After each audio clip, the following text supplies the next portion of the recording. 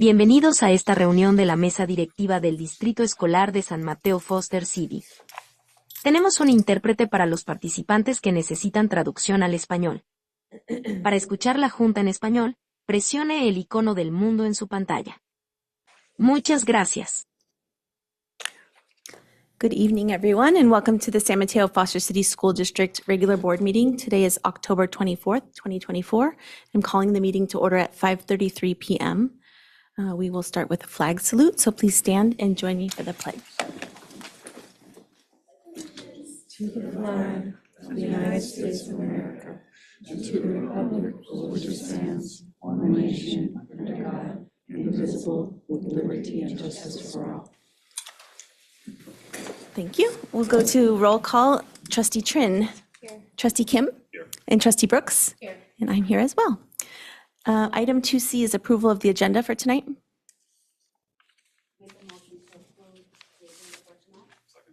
Thank you, Trustee Brooks, for the motion and Trustee Kim for the second. All in favor, please say aye. Aye.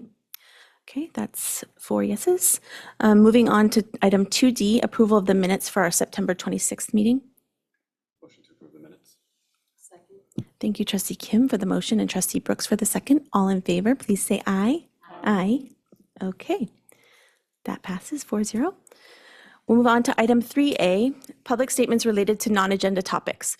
The San Mateo-Foster City School District, I can't read because I don't have my glasses on, but the San Mateo-Foster City School Board cannot act upon any matter that has not been included and publicly posted on the agenda, except under limited circumstances as permitted by law.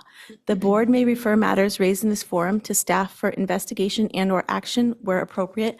Please limit your statements to 3 minutes. Do we have any public comment on non-agenda topics here? Oh, come on up. I put the little Oh, thank you. paper there. I didn't know really where to put it. Okay. All right. What's your name? Mateo Seligman. Okay, come on up. Okay. I just want to speak briefly about kind of currently what's going on at George Hall School. We've initiated a program called Inclusion, and prior to this, I've been at the school for 15 years now, and prior to this, I feel like we were serving our special ed students much more in much more of a meaningful way. We're kind of approaching the inclusion program as kind of a one-size-fits-all, and students are just coming into our classrooms without a lot of preparation. And so what we used to do is we would have individualized education plans for each of those students, and within that we would look at assets and we would have those students come into our classrooms based on their assets, instead of them just coming in at a time that doesn't really speak to their abilities or what they're able to do. So I guess what I'm asking is that we reflect on how we are rolling out the inclusion program, and that we consider a different approach, maybe looking at what worked, listening to teachers for input as far as what's worked in the past and maybe what isn't working now, and then finally to make sure that we have the appropriate aids and supports in place to support our students at our school. Thank you. Thank you so much. Next, I have Alicia Gilman.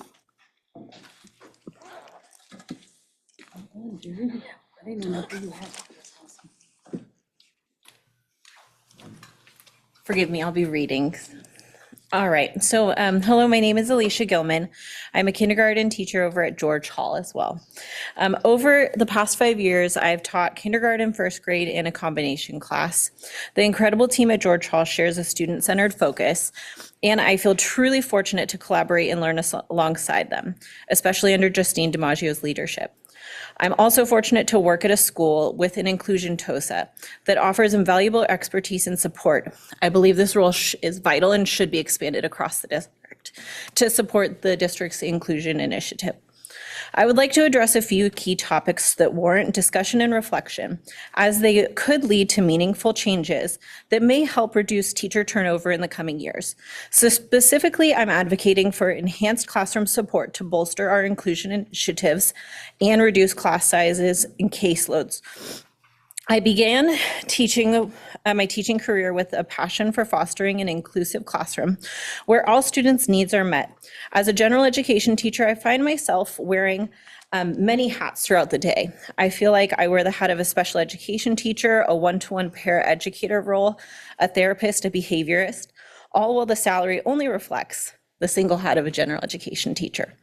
The number of diverse needs in my classroom has increased significantly, and we have seen significant rise in behaviors that are very challenging. The behaviors include elopement, aggression, and disruption to teaching.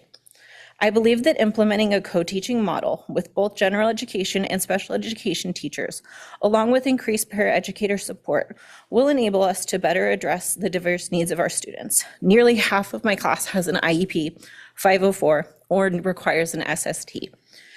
The district must invest in recruiting special education teachers and paraeducators. SPED and Gen Ed teachers should receive training to implement a co-teaching model effectively. Additionally, we need designated paid collaboration time to foster cohesion and success in our inclusion initiatives. I understand that this is a dream, but it is a reality that is happening elsewhere. I urge the district to reflect on how they are pushing through the inclusion initiative before hiring enough people to support it at our schools. I believe that the turnover that we have had within SPED at George Hall could be helped with more paraeducator support. I also, in a previous board meeting, a colleague has pointed out the inequity across the district in regards to how frequently we're pulled out of our classrooms for meetings, which forces us to write subplans, and it also disrupts student learning and success. I've had almost a meeting per week since school has started. I want to express my gratitude to the district office for assigning a kindergarten paraeducator to our site. However, I'm concerned about the paraeducator's recent shift to a one-to-one position because both roles are essential. And the paraeducator was previously helping over 50 students each day and made my job more successful. I urge the district to consider refilling the kindergarten paraeducator position to strengthen the support in our kindergarten community. Reducing class sizes and caseloads of our service providers would also significantly enhance the district's inclusion goals, creating a more effective learning environment for all students. Currently, maxing out classes, caseloads, and creating combination classes presents daily challenges for our general education teachers trying to meet the diverse needs of our students. I strongly encourage you to consider reducing class sizes, and I think that it would support your inclusion initiative as well. Thank you for your consideration.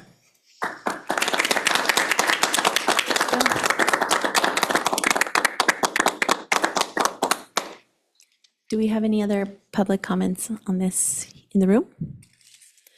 Okay, can we go to Zoom, please? Checking.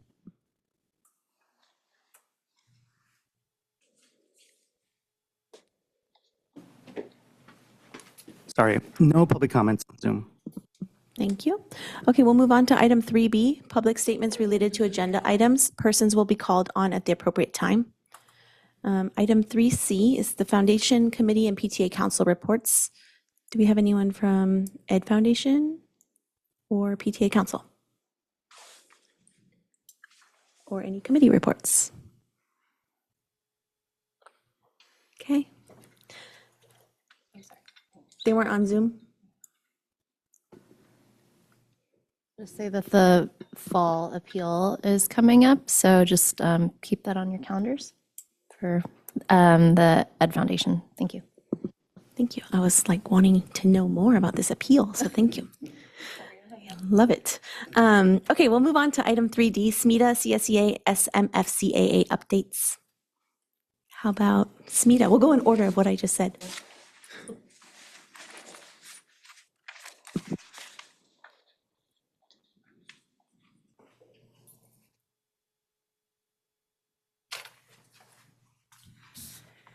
Good evening, trustees and members of the public. I'll be brief today. First of all, I want to congratulate the 54 educators who have reached permanent status this year. Many of those teachers, psychologists, TOSAs, SLPs, they've worked in the districts before coming to San Mateo, Foster City, but there's also a group that includes those that started their first job here in our district, in their first position. This is, as you've heard, not an easy time to be an educator, especially when you're just starting out. So being able to complete this milestone and reach permanent status is something to be celebrated. So congratulations to everyone who made that milestone. This year, SMFCSD is excited to again be able to support our newest educators, those who are in their first 3 years, by sending up to 20 members to CTA's new educator weekend in December, and that would be at no cost to those members. So we're excited to be able to do that again. SMFCSD is also getting ready to survey our members as we begin preparations for our bargaining for a new collective bargaining agreement in the new year. And finally, I'll mention that educators all around San Mateo County were watching and communicating about how our districts support and invest in our students, schools, and in our educators. Right now, fellow educators in Los Lomitas Education Association are fighting to ensure that their district invests in them and their students and not in their reserves. Last night, SMFCSD Governing Council voted unanimously to stand in support of the Los Lomitas Education Association as they continue their fight.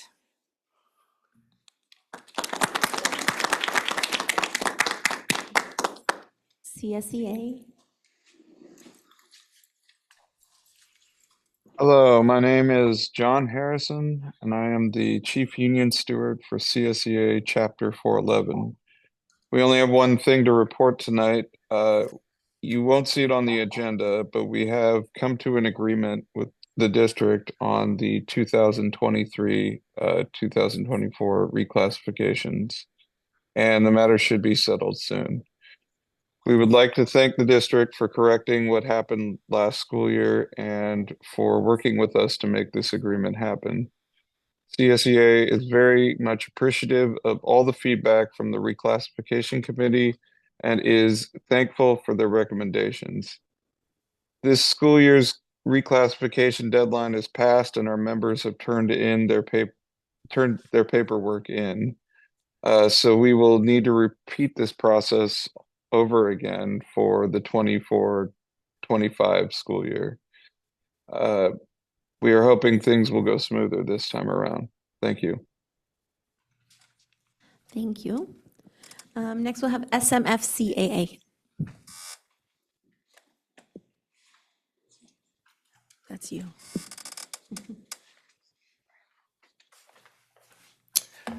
Good evening, everyone. My name is Caleb Bowers, and I'm serving as the principal at Bowditch Middle School. And tonight I'd like to highlight some of the incredible programs and things we have going on at Bowditch this fall.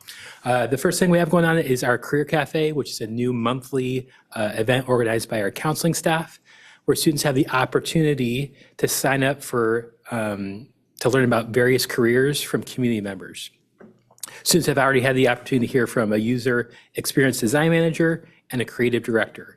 We hope these opportunities inspire students to explore different career paths and educational opportunities. On Wednesday, November 6th, Bowditch will host our second annual Community Resource Fair. We are combining this with an ELAC meeting specifically to focus on providing resources to our multilingual families. Various community partners will be available, including the Samaritan House, Second Harvest, Alcove, Cara Grief Support, Medi-Cal, and the Foster City Library. Today, our jazz ensemble, led by Jason McElroy, performed for the Special Olympics event held at Burrell. And tomorrow, our leadership class, led by Jasmine Amar, will be visiting Audubon to read to elementary school students. We have also had the opportunity to open up a new science and drama building this year to enhance student learning environments around our campus.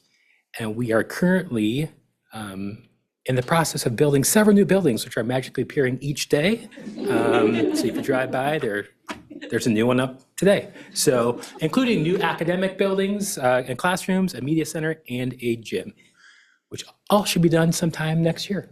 All right, thank you all.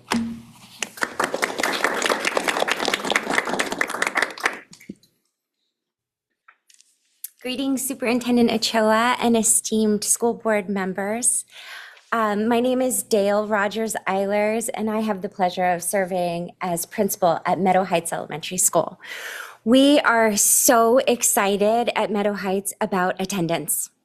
We believe that children learn best when they come to school. And so when we looked at the data and we saw how many students were really suffering from chronic absenteeism, my team encouraged me to dig in.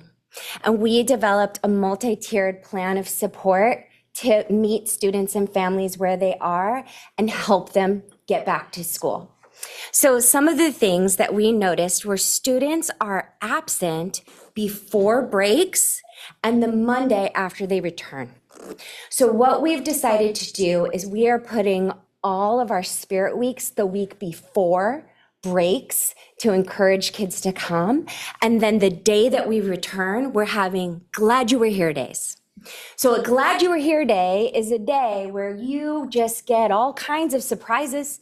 So you walk through the hallways, everyone is loaded up with stickers and great pencils and erasers, and you just have adults all day going, glad you were here, glad you were here, glad you were here.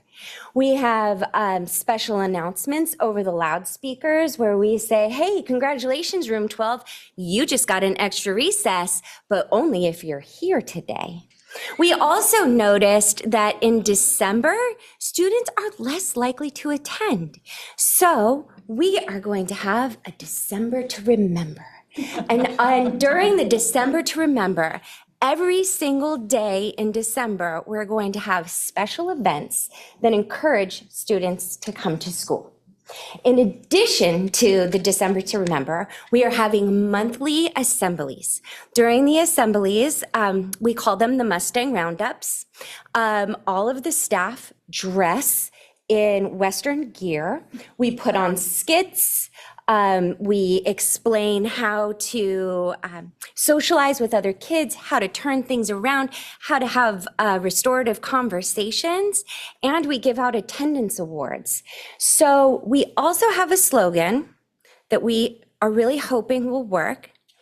But here's the thing I'm going to tell you about Meadow Heights. We know that not everything we do is going to work. And so we're going to measure it. And if it doesn't work, we're going to do something else. But right now, we're telling everyone, we want you to strive for under 5. That's the message. Strive for under 5 absences in a school year, which is about 0 to 1 absences a month. But guess what? Even if you don't make that mark of, striving for under 5, it's actually 9 before you become chronically absent. So with that said, we are really excited at Meadow Heights to support students and families to come to school, to stay at school. And thank you so much for your time listening to me tonight. Thank you. Right. Moving on. Item 3E, announcements. Are there any announcements? Oh, announcement. I just would like to recognize Breast Cancer Awareness Month and anyone who was affected by it personally or with family members. Just would like to extend the opportunity to acknowledge those who have been going or who has gone through any experiences with such a sad disease. I also would like to announce my attendance of the Equity Alliance School Fund meeting. It was really interesting to learn the amount of money that has been diverted from education, and we have no idea where it's gone. Over $365 million is just missing. So we are digging into learning where these funds has gone that should have come into our education system. And that's all the announcements I have. Can you clarify where the money came from? That, this is statewide or? County. Oh, our county. Okay. Countywide. So money that has been that has been put into a fund from different sources. It could have been from maybe bonds or, collecting money strictly on behalf of education. And we can't figure out where it's gone. Okay. Thank you. Any other announcements? Okay, we'll go to the superintendent report. Superintendent Ochoa. All right, I have a couple of remarks before I hand it over to our HR team.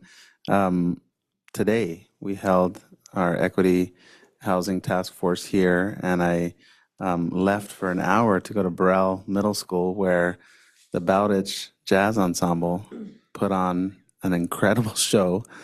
Various attendees were trying to figure out how to hire them for their child's wedding or for their retirement parties.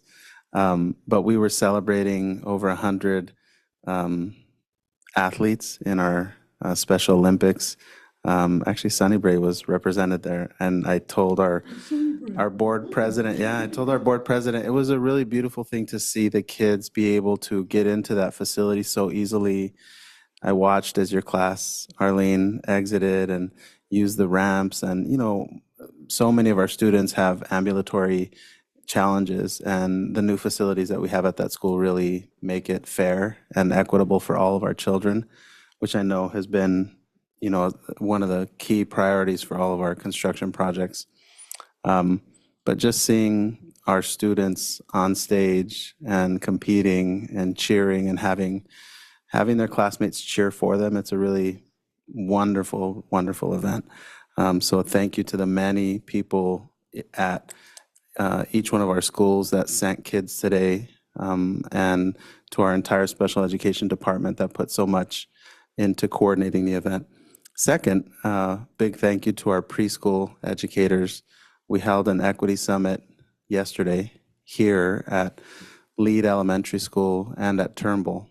We had about 30 attendees representing 15 different organizations in the peninsula, universities, county offices of education, cities, school districts.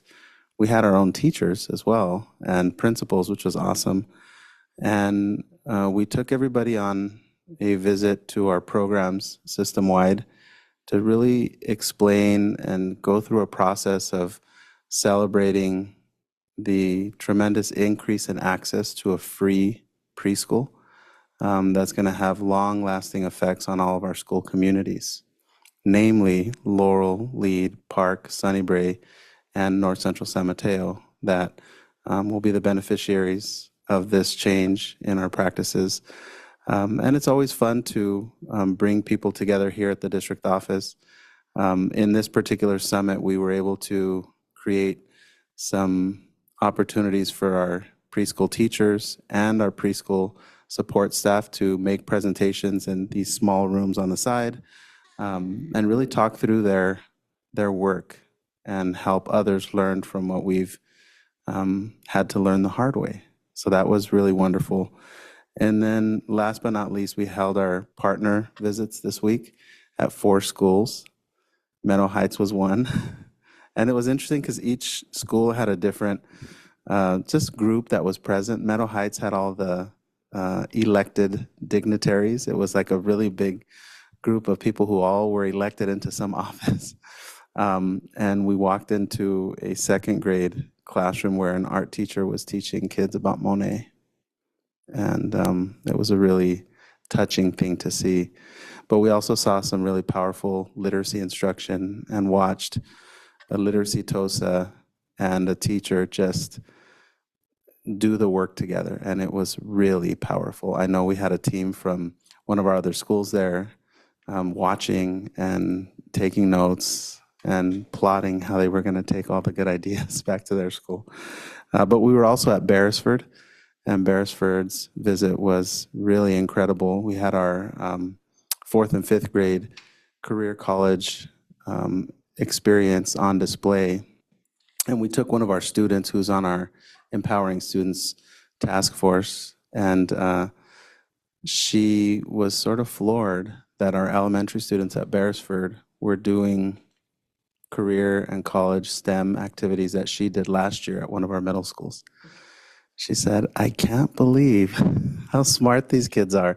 But it's really about rigor. It's really about access. It's really about support. And then we went over to San Mateo Park, and San Mateo Park had sort of a parent-heavy group. Actually, a lot of parents from San Mateo Park. And we have one parent, Claudia, who she's on several of our videos, and she's been a part of the whole community schools process. And she's very vocal, and she has a really powerful story to tell. But she looked across the room, Allison, you were there, and she told the room, you know, I wish that I could return to my childhood so that I could have ever gone to a school that looks like this, like what my child gets to experience in terms of having a beautiful place to play and be with their friends and have the kind of experience they have here. She just was beaming with pride. So that you know, really captivated the group. And I didn't make it over to Bowditch, but I know we had a fun experience there. And thank you to all the team members that supported those visits. But we have more coming up, and we'll be sending those dates out soon to continue to bring our partners in from the community so they can learn about our programs. And with that, I will hand it over to our Executive Director of HR, who has a very special presentation. So John, the floor is yours. Thank you, Diego. Good evening, everyone. I'm John Cosmos, Executive Director of Human Resources, and I am very excited this evening to recognize our 54 certificated staff members who are going from probationary status to permanent status. In reaching this milestone, we not only honor their dedication and hard work, but we also recognize the profound impact that they have on our students, which is what this is really all about. We want to congratulate each of them for their accomplishment and thank them for their commitment to the children and families of the San Mateo Foster City School District. We do have some of our staff in the audience tonight, so what we're going to do is call up principals to honor those individuals. And then we also have a video that our principals contributed to that will be going out on Monday in our weekly community communication we have. And so everyone will be able to see that in the community where our principals recognize people who are not here tonight. There's 54, so that's a big number, and I'm very excited about that. With that, I'd like to introduce Mr. Caleb Bowers, principal of Bowditch Middle School.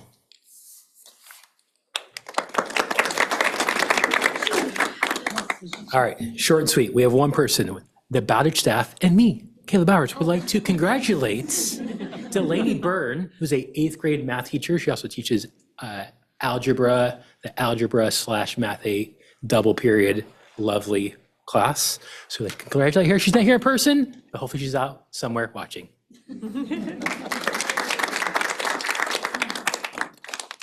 Jessica Murphy from Laurel.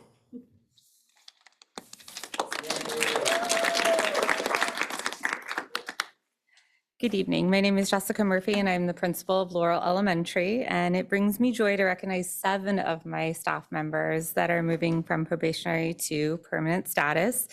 Unfortunately, I don't see any of them with me tonight, but they're out there.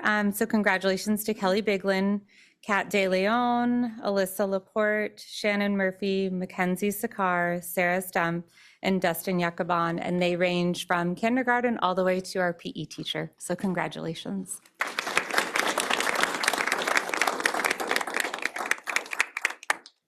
Dale, where are you? You're back up. I have the pleasure of recognizing Maurice Stewart, or Coach Mo, on behalf of Meadow Heights and Beresford.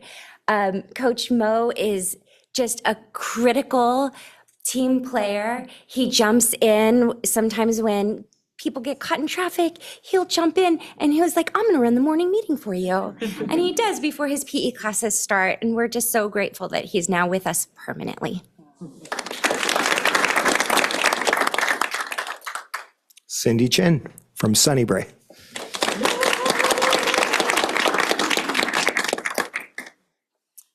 Good evening. I'm Cindy Chin, principal at Sunnybray, and it is an honor to recognize our 5 teachers who are moving into permanent status.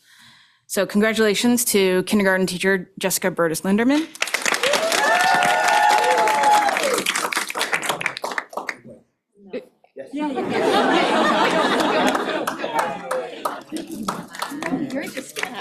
Oh, well. She already knew she liked it.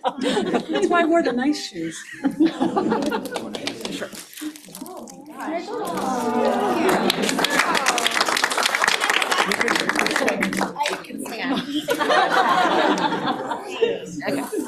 Okay. Mateo-Foster Deidre Grievous.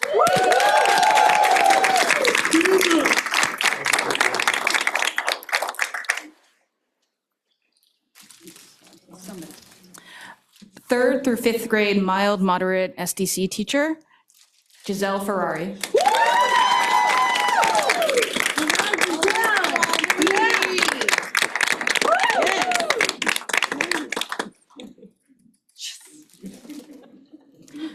Our LNL TOSA, Jenny Kennedy.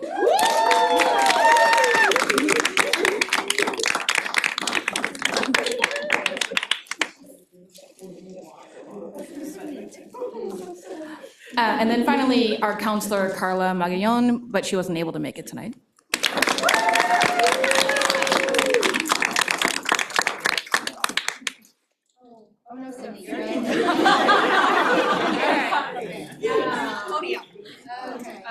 In front of the podium, okay. I don't know. You guys don't get to hide. Nice try, though. Do you need a kneeler? I'll be the kneeler. Thank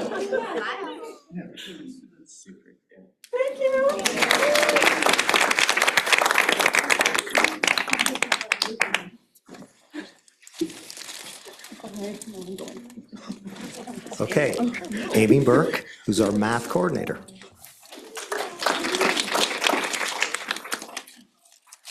Okay, it is my pleasure to recognize the 4 math TOSAs who are receiving permanent status. We already heard about Deidre Grievous, congratulations. Erin Holer, who's supporting Meadow Heights and Beresford this year. Julie Wolf supporting Laurel, and Gary Lowe, who works with our middle school program. Thank you. Susie Riley, coordinator of wellness and induction, correct?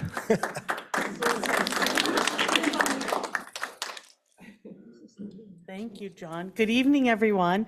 I am Susie Riley. I'm pleased to be here to recognize and congratulate one of our tremendous nurses, Nicole Monzon, and she does an awful lot to support our students, their families. We heard about Strive for 5. She's instrumental in helping us keep kids well and safe so they can be at school, and she does a tremendous amount to support us as leaders, but also when families need supports, anything that they might come across, we're happy to help. And she's a calm and driving force for our nursing team, and we say congratulations. Thank you. Okay, and then I'm going to introduce Whitney Strong, and Whitney is here, my understanding. She did come in. Whitney is a school psychologist, and we just appreciate all that you do, Whitney.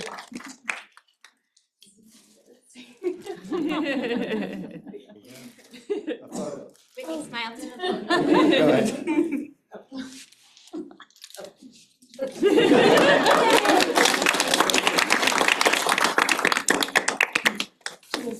So once again, we do have a number of staff members, certificated staff members who are not here tonight, and they will be recognized through the video that will go out. I also wanted to acknowledge Natalie Ferrari and Bethany Vanderhagen, who are in the back here. They are our confidential administrative assistants in HR, and a ton of the work that happens in our department goes through their offices, and they've just been wonderful in helping tonight and getting these lists together. So thank you, both of you. And again, one more. Who am I missing? Oh. Two more. So. Come up and help us. Yes, come up and help us. I can go. I'm Sophie. I'm one of your social workers. Sophie, I don't have your name here. Okay. Well, we're going to give you Thank you. the flowers. And as a social worker, we just want to say thank you because wellness is so important in our district. So thank you so much. Yeah. We appreciate it. Happy to be here. And Could I, John, I'll introduce Mark. Can I introduce Mark? Of course you can. Mark Drum is our college and career explorations teacher at Burrell. Many of you have heard about this amazing course that we started offering, I think almost 3 years ago. Mark is an above and beyond guy. He teaches his full load all day, and then 2 to 3 times a week after school, he invites students from Parkside middle grades and North Shoreview middle grades to come up and actually do a club version of the college and career explorations. So amazing. There you go.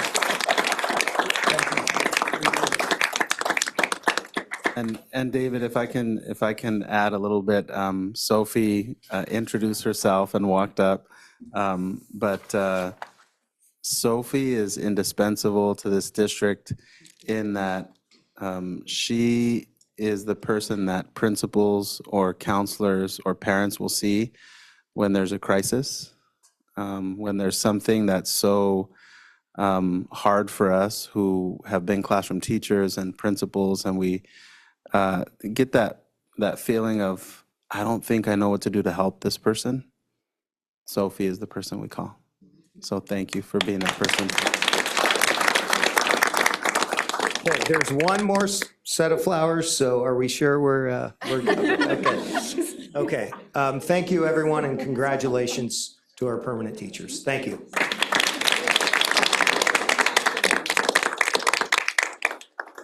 The full list is on the screen. Thank you. Congratulations, everyone. Is it your report? Oh, These are our permanent teachers who were not able to come tonight. Thank you. thank you. Okay, we will move on to item 4, which is the proposed consent agenda. Let me back up so I can read. All items on the consent agenda are considered by the board to be routine and will be enacted by the board in one motion in the form listed below.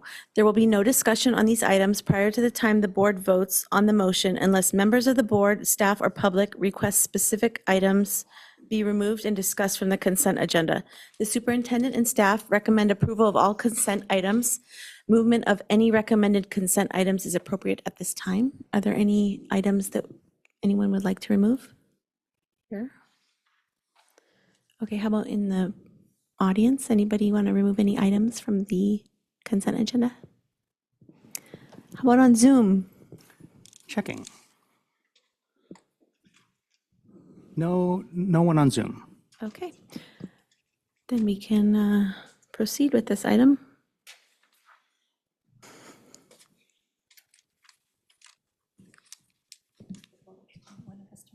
Yeah, I'm waiting. I'll make a motion. So, consent agenda. Okay. Thank you, Trustee Brooks, for the motion and Trustee Trin for the second. All in favor, please say aye. Aye. Okay, that's 4 yeses. All right, moving on to item 5A, school construction update report of capital projects, measure TX and other funding sources, October 2024. Good evening, Board of Trustees, Superintendent Ochoa. I'm excited to show you an update of where we are at today with our construction. Let me share my screen here. 1 second.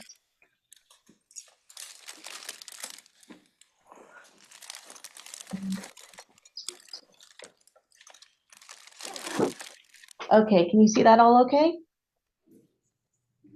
Yes. Looks like it, great. Okay. So the status of our 2 bonds, our Measure X bond, we are 80% spent. That last 20% is saved for the move of the campus of Fiesta Gardens to North Central.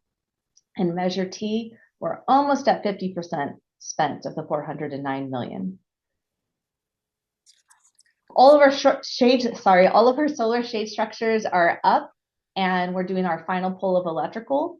A few of our sites will be up and producing energy by the end of the calendar year, with the remaining sites coming online in the spring of 25. We're almost out of the Department of the State Architect with Fiesta Gardens North, and we should be bidding and hopefully awarding that contract before the end of the year. Our Measure X bond sale for the North Central project, we sold those bonds at the end of June, so we have the cash in hand. And we're looking at our cash flow. Our next Measure T bond is anticipated summer, fall of 25. And as a reminder, with our resolution that was passed last meeting, with we're still eligible even if Prop 2 doesn't pass, but here is a recap of about $53 million we're eligible in state funding modernization funds by the year 2027. And I'll show that later when I go over a recap of the financials. Some pictures of our projects. This was our newly opened Bowditch Drama Room, one with the curtains closed and one with the curtains open. So when they don't need the black box theater, they have some wonderful natural light coming in. Here's a picture of one of the new science labs opened at Bowditch. With the here's an exterior photo there down at the bottom. We've started taking some more drone footage of our sites. So here is the drama building and the new science. And this is from a few weeks ago. So as Caleb mentioned, new buildings are popping up every day. And you can see the foundations being dug here for another classroom building. The building here in the middle in yellow, that is the new library building. These two buildings here are more standard classrooms. This building here with the new foundation, that is the counseling and staff room. As we pivot around, this building here on the right, next to the old gym, it'll come into focus in a second, that is the new gym. So pretty cool to see the site from this angle, but there we are. There is the new gym. So as you can see, the buildings are strategically placed so they can all fit on the campus. The lead new multi-purpose room. We actually had the first event yesterday with the symposium we did here with preschool. So it was a little preview of the space. It's still not fully done, but it should be finishing up early next month. Highlands multi-purpose room, we're scheduled to be done also around Thanksgiving, early December. Then we'll be doing a ribbon cutting at both these facilities.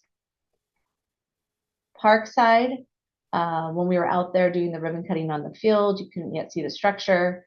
Now the structure is up, and here's a rendering of the building in the lower right. They're moving along, lumber's on site now. Here's some of the site facilities. We have added a middle school section, so we did some additional site work and a little seating area for the middle school students, so they have a special place to hang out. Meadow Heights, this is going up pretty fast. So you can kind of see here how we're leveling out the site and terracing it a little bit. So here's the existing classroom building, and then we have created, there's a few ramps coming down, and then this will also be like the last picture of the amphitheater type seating. There'll be turf, and kids can sit here and watch what's going on in the playground. This building is scheduled to be completed next summer. Solar, I'm putting solar and fields together with our new drone footage, just because you can see both so well. So here's an example from Audubon. We have 3 separate solar arrays and our new fields here. Here's a picture of Brewer Island of the 2 different arrays, one on the parking lot, one on the playground, and the new turf field there, all funded by Measure T. Restrooms. So our first focus of our restroom modernization has been creating preschools. So these are 2 examples of different preschool restrooms. But the next sites that we will be doing full modernization of restrooms are Abbott, Burrell, Beresford, George Hall, and Meadow Heights. So working with staff at each site of which rooms need to be completed during the summer, which is normally kindergarten restrooms or any other restroom that's inside of a space. And then working on prioritizing what order we complete the bathrooms in. But most likely we'll be taking down pairs of bathrooms at a time to do a full gut. And since we have so many bathrooms throughout the district, this is scheduled, this will be our last completed project. It will probably go into the summer of 2027. So here's some financial recaps of our project. So this is the Measure X. And not a lot has changed because we haven't yet opened the Fiesta Gardens North project, but all of our estimates are showing we're on target. And we are finishing up the Bowditch Middle School drama project and science, so that will be completed soon. The Sunnybray multipurpose also in our final closeout stage. And then we're working on the Bayside bus charging project.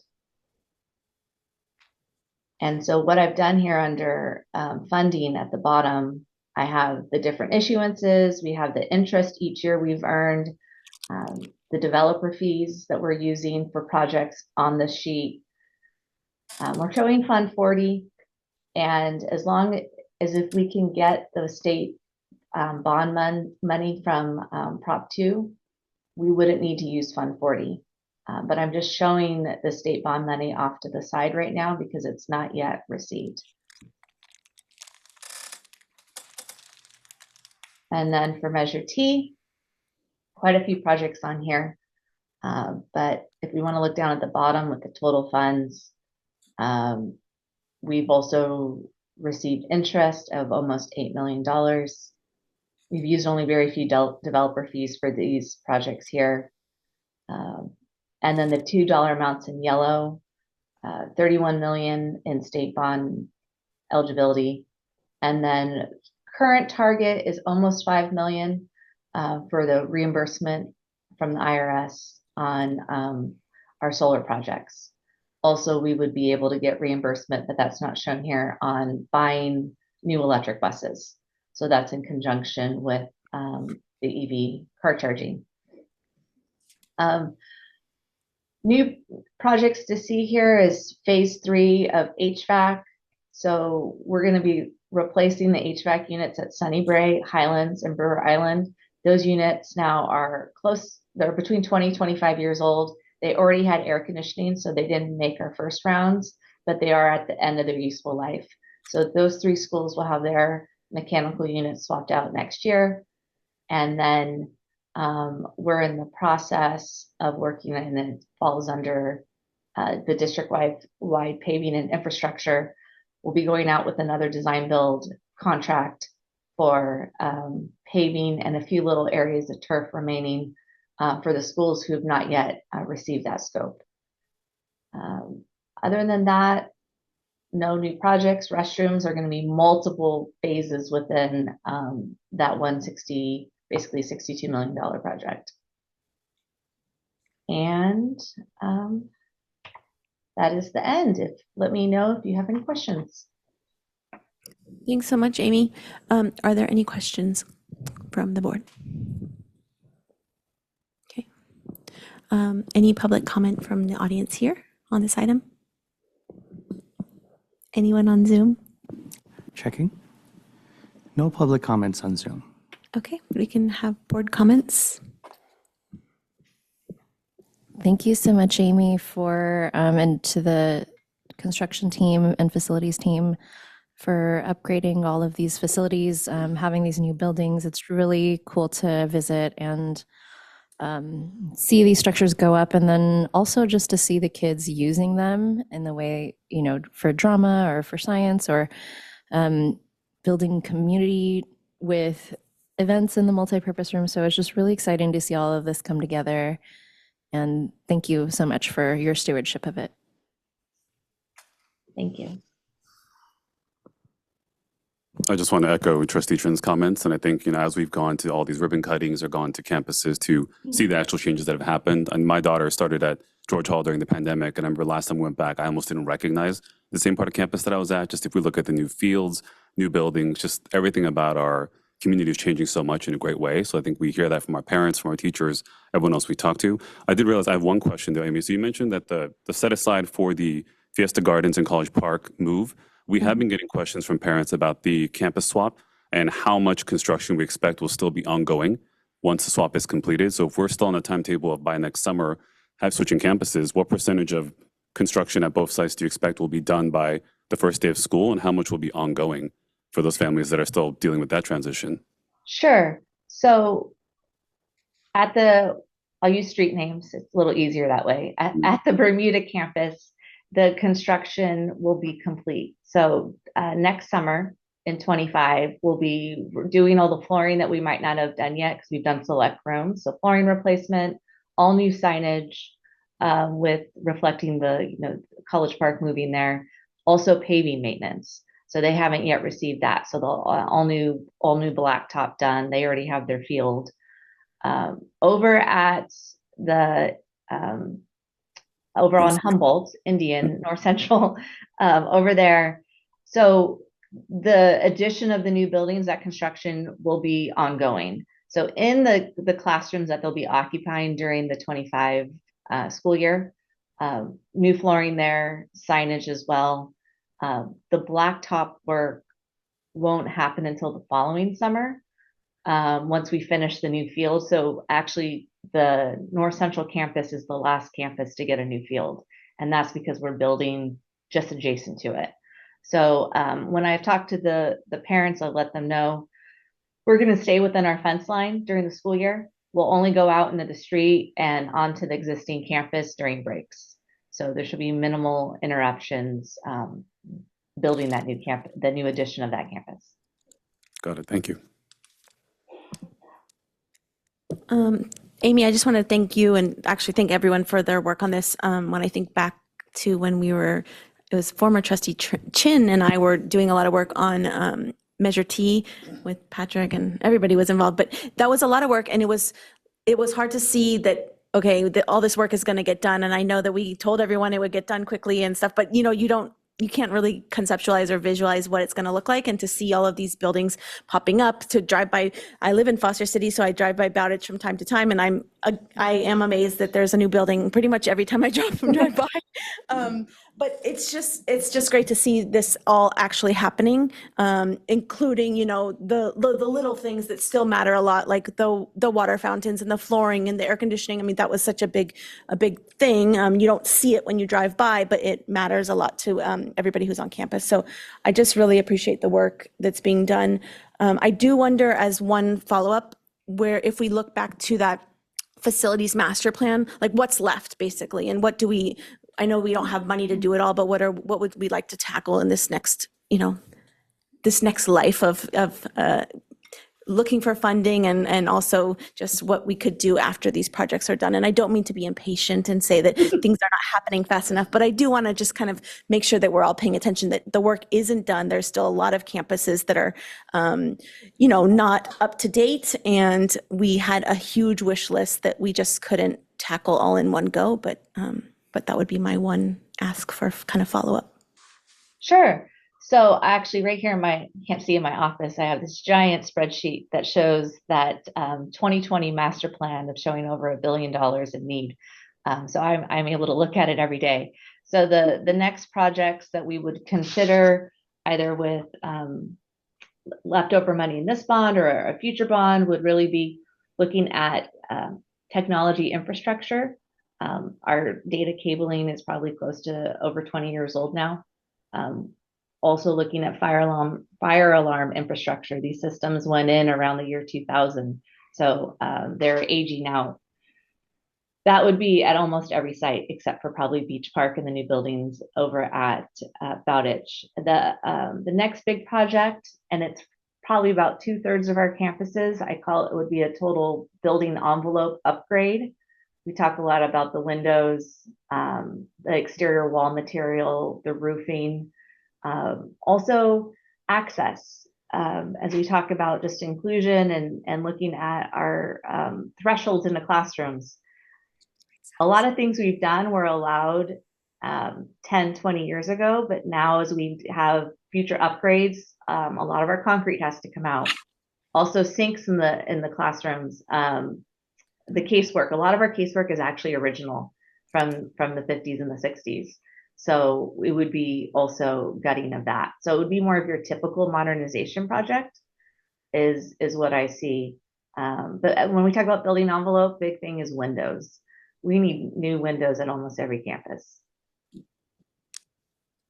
Thank you for that. And I'll just share one other comment. I was at San Mateo Park for our school site visit the other day, and there was a couple of former students there. And so when they saw the field and the playground, they were just like, oh my gosh, I wish I was still here. This is so great. And so, you know, just seeing kids, even former students that come back, just so excited about what's happening it makes it all just like, okay, I know that it's rough to go through construction, but it's worth it in the end when you see happy people enjoying the facilities. So just want to thank everybody for this.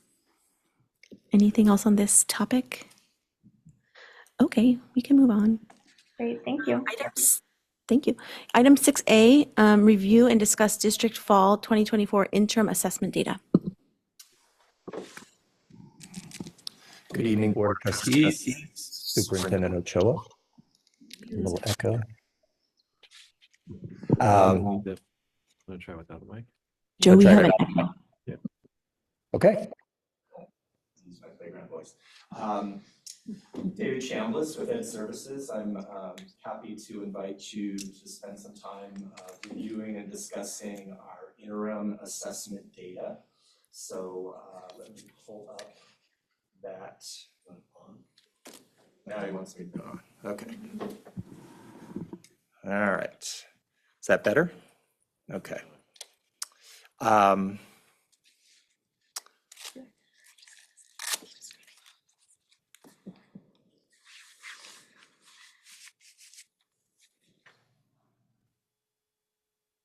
All right, we've spent the last couple of meetings talking about really mostly our state data, the assessment work that really kind of happens after all the teaching and learning that goes on, and in that respect, it is summative, but it's sort of after the fact. Tonight, it's really important, of course, that we talk about our interim data because that's the data that really drives our day-to-day work, both in the classroom and in the supports we provide both during the school day and after school. So I'm going to begin the discussion this evening by talking about our PATH foundational literacy data. And recall, this is the interim assessments that we do with our kindergarten through second grade students. This window of assessment occurs actually right away. It's mostly in August, so we're actually coming up on November 4th with the next window. So we'll be happy to talk about the progress data we have from this baseline fall data to call it the second interim winter data. So you can see here on the left in kind of our classic donut is the overall meeting or exceeding of 59.5%, as well as the percent of students who did not meet, 18.2, and those that nearly met, 22.3. You can also see by grade level, again, it's kindergarten, first, and second. And of course, this assessment is kindergartners who are arriving to us. This is the beginning of instruction in kindergarten, right? So that's, if students were in TK, preschool, obviously there's literacy knowledge that they're bringing into the assessment, but really our PATH instruction begins in kindergarten. You can see here a comparison of kinder from last year in the fall to kinder this year in the fall, as well as for first and second. It's great to see that that we're making growth where we see students, for example, in first grade in 2023, after a year of kindergarten PATH, we had 52.7% meeting or exceeding. This year it was 54.9, so a nice bit of growth, and even greater growth compared to the fall assessment in second grade. So again, this is just, we're not talking about the same kids, but we're talking about levels of performance that reflect. So for example, if you want to do another kind of comparison, you could look at the first graders in 2023, where it was 52.7, and second graders in 2024. That's more of a cohort analysis, and there's a large jump there. So we're encouraged by this information. It shows that each year, as we're implementing the PAF program, we're getting traction toward that goal, really, of hoping that or expecting that basically all students are reading at grade level by third grade. This is another kind of analysis that this is sort of that cohort work. So let me kind of talk you through here. So we started with the kindergartners in 2022, first group to get the full PAF curriculum, and the work that they then did in 2023, and now we're at the beginning of 2024. And notably, you can see that the percentage of students who are meeting or exceeding in that cohort is increasing every year. And you can see, of course, therefore, that the not met or nearly met is decreasing, such that by second grade, only about a third of our students are beginning the year. Again, this is beginning the year, not meeting or exceeding. We often talk in multi-tiered systems of support, MTSS systems, that you're trying to get at least 80% of your students at grade level. And you can see that we're fast approaching that in second grade. Then you would work, and do intervention with the other 20%. But you can see that data is highly encouraging. This is the same kind of look, but focusing on the group of students who started in kindergarten in 2022, who we define as coming from families with economic need. And again, you can see, this dramatic increase in the percentage of students who are meeting, exceeding, and a consequent decrease in the students who are not meeting or nearly meeting across the 3 years. So again, this is a group that, from an equity point of view, we are particularly focused on, and we are getting some good traction. Here is another equity group that we're looking at that we want to see acceleration, and the improvement is not quite as strong as what we see with our students from economic need. There is general improvement. I think we've talked before around the state data that this is a group that is making progress, but not at the rates that we would like to see. And we should also remember that we're still kind of living with the impacts of an improved reclassification rate. So even while these percentages are coming down, we have, I think, kind of a more clearly identified English learner group, whereas before we were not quickly reclassifying some students who should have been. So that continues to sort of sit in this 2023 to 24 data. Now let's turn to a new assessment that we implemented this fall, and that's the Reading Map Growth Assessment from NWEA. And again, this we did in 3rd through 8th. So between PAF and between the Map Growth Assessment, this is our K-8 literacy assessments. And you'll see that we, again, kind of from the donut point of view, that overall 57% of our students met or exceeded, and you can see the percentages that did not meet or nearly met, and you can see the distribution by grade. Now, one of the things that's important to acknowledge is that this is our first administration of this assessment, so we don't have the ability to go back and look at fall from last year, where that was when we were using the reading inventory. So this is kind of truly baseline for this year, but it's sort of baseline for our system as well.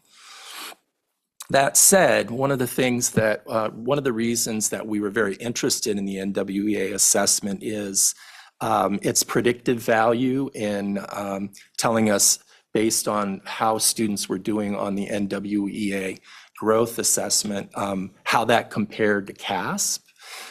What this data, I should clarify, is what we're giving you with NWEA is we're looking at, based on RIT score in the fall, what does it tell us about how students would perform in the spring on CASP?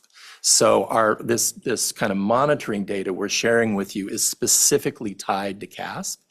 And one of the things that's interesting is we grabbed last spring's, I'm sorry, that says 2023. That's actually spring 2024 data. My apologies about that. But comparing that data to what we got on the NWA this fall, it's quite interesting that it's very similar. So that gives us confidence that as we're looking at the NWEA data, we're seeing an alignment, that there is, kind of a predictive value in it. So, and again, my apologies, that should say 2024 CASP literacy data. And then here, looking at, of course, we want to pay attention to sort of key equity groups, and you can see the distribution of performance across those different equity groups. Again, this is going to serve as our baseline, so we're going to track this very closely across the year. Around, percent met or exceeded is an overall indicator, but of course by each band. All right, and now let me turn to our fall 2024 K-5 math data. Remember that our common formative assessment in kindergarten through 5th grade actually has two parts to it. One is data that is very specifically focused on the content that we're testing based on our curriculum, the Zern curriculum. And then there's a performance task that we add to it. So tonight, as we always have done, we're going to just focus on the performance of students based on the specific curriculum taught, which is the Zern curriculum. I do actually want to acknowledge that, Jackie Lopez and Eleazar Santos on our assessment team are two people that are critical to us being able to pull this data together. But we got an assist this year from Ms. Kathy Pratt, who noticed actually something about one of your students. It didn't show right in terms of how they were identified as exceeding based on their score. And she led us into, we realized we had some incorrect cut scores in our Illuminate system. So thanks to Kathy for that. So depending on when you pulled this presentation, I don't know if you've got a printed copy like from yesterday, we actually updated this morning. So some of the percentages, if you're looking at yesterday's attachment, are going to look a little different. And again, blame it on Kathy, but for a good reason. So just a couple of comments about, oh wait, I'm sorry, that is out of place. Let me skip that. So with the Zern data, and a reminder that because this is an assessment of what was taught, we're really looking at, this is sort of a dipstick in time. We provided instruction for our students, and we're seeing how many of the students actually are mastering the student. They're at grade level or above. So it's a little bit different than the data that we look at for PAF or for NWEA, where we're really looking at change across time because we're coming back to very similar items of assessment. And this is, we're just looking at kind of the percentage of students who are mastering the information because the content is different with each assessment period. So, and I'm happy to clarify that if you would like. So we call it a kind of a dipstick interim. In this respect, we're not establishing a baseline that we're going to track across the year. But you can see that our percentages of students, again, kind of keeping that MTSS 80% threshold in mind, you can see that we're basically at that as a result of the fine instruction of our teachers and the supports that are being implemented, approximately 80% of our students across across kindergarten through fifth grade were meeting or exceeding, which is, again, as a system, a real positive goal to be reaching. And then you can see it broken down by each grade level, what the percentage who met or exceeded at each of those. And in some cases, you can see grade levels where we're actually above that sort of 80% target. And then you can see here, we're tracking actually now what was the performance in this assessment from 2022 to 2023 to 2024 by grade level. And you can see it's kind of interesting. There's some mixed results in terms of kindergarten. We've seen a nice uptick. In other grades, first a slight downtick. Most are kind of hovering around similar performance levels, which is encouraging. But again, we're just kind of paying attention to how in the fall assessment across these 3 years did our students do. This next is actually, I think, kind of more illustrative in that now we're looking at how key equity groups did in 2022 compared to 2023 compared to 2024.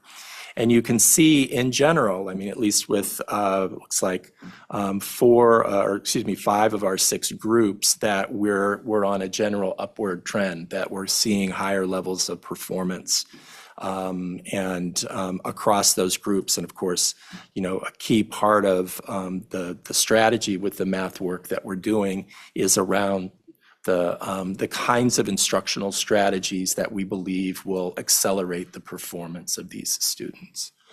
And that is all for this evening. So if you have any questions, I'm happy to answer them. Thank you, David. Are there any clarifying questions?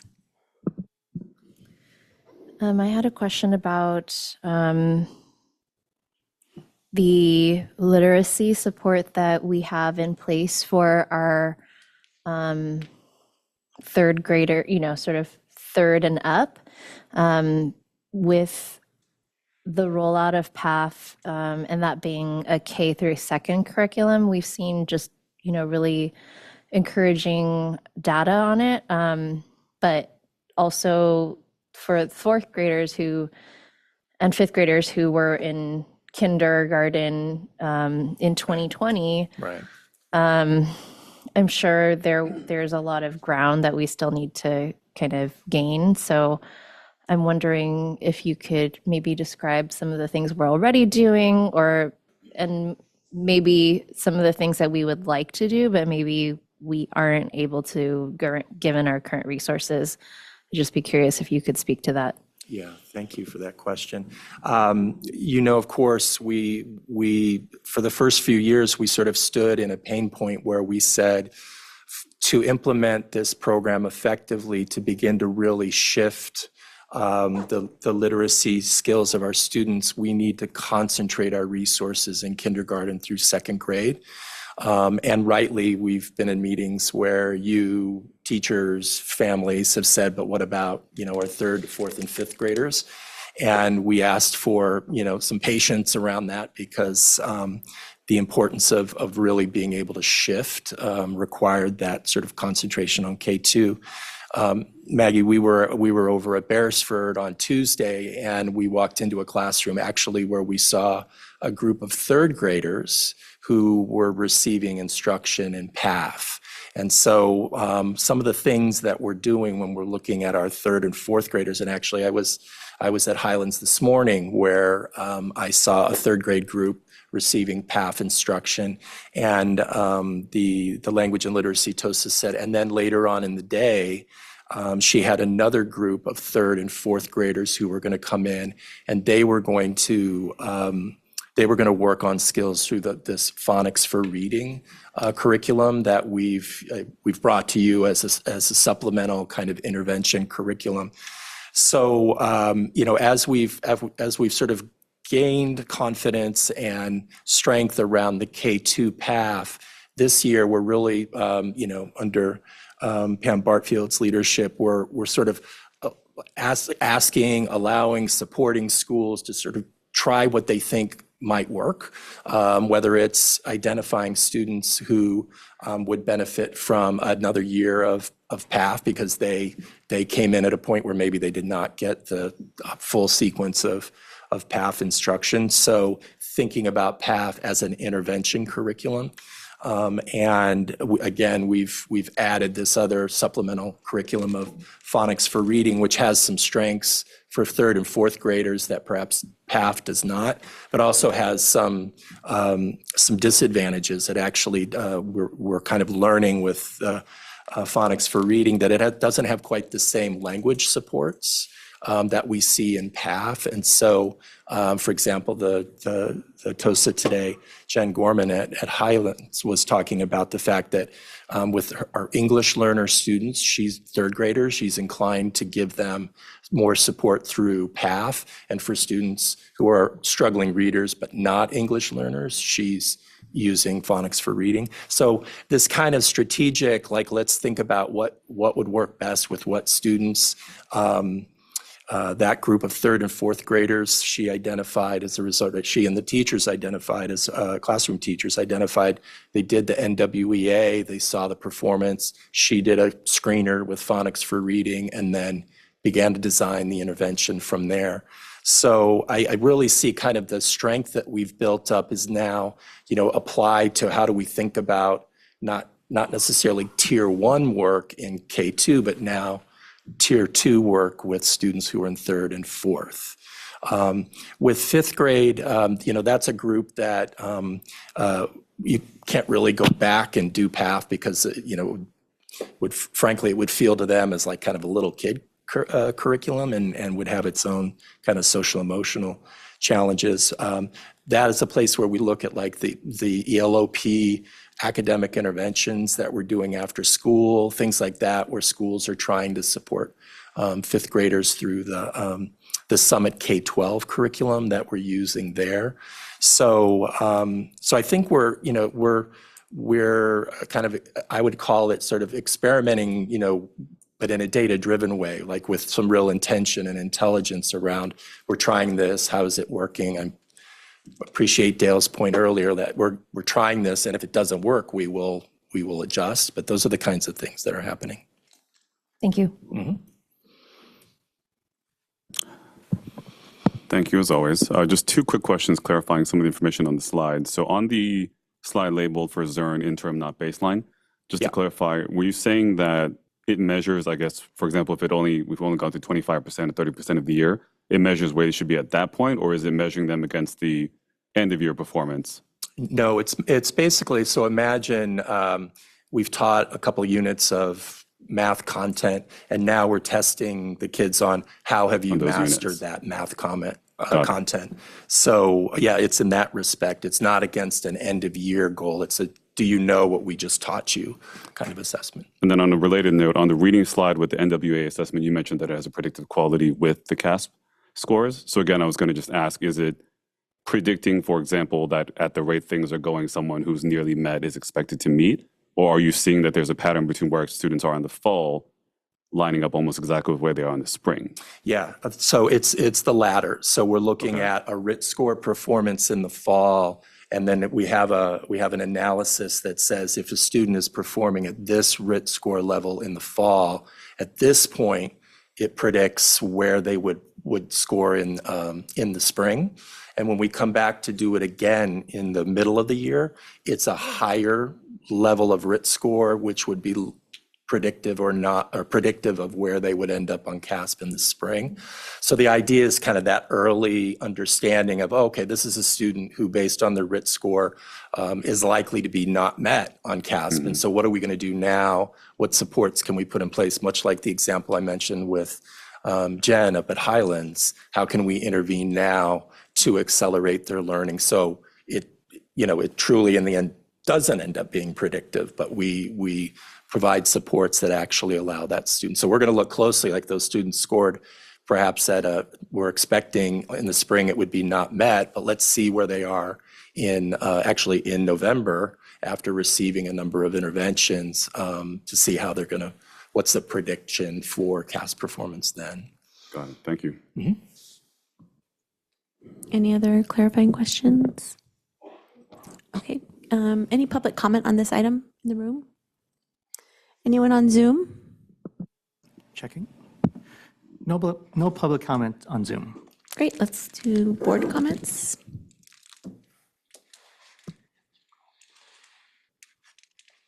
Okay, David, just thank you for this presentation. I particularly like looking at the cohorts and seeing such a positive trend for the students that were, in the not met, close to meeting kind of category a couple years ago, and the progress made. So just congratulations to the students and to everybody that's part of this to help kind of drive this home. And I know there's a lot more work to do, but to just see it here is it's awesome. And to go to classrooms and visit and see the work being done, it's great to see.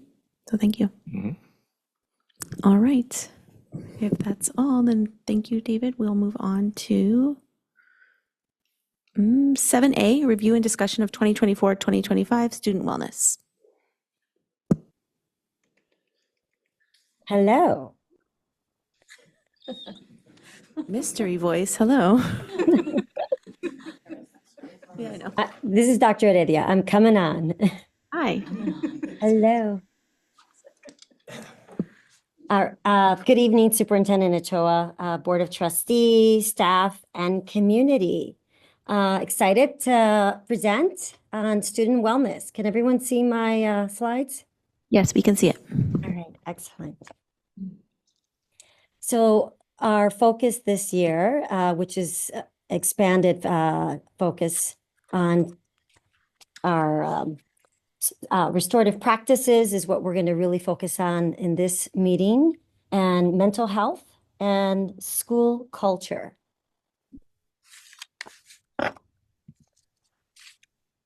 So we have been really excited to be leading the restorative practices. This is year 2 of our implementation. And as you can see, we have a few statistics, our quantitative data from our report, our school climate report last year. And you could see that the trends are really supporting the work that we are excited to move forward, which is restoring and healing students as they begin to grapple with issues. So we could see in 21-22 reduction in fights. We were at 21%, and then in 23-24 we saw from our Healthy Kids survey down to 2% from our response, middle school response. And as some of you remember, again, we see bullying. We've made some improvements where middle school teachers have reported, and the feeling that there's more an understanding of what it is that students can do to prevent bullying and harassment, and also just celebrating that we see a reduction in students feeling depressed.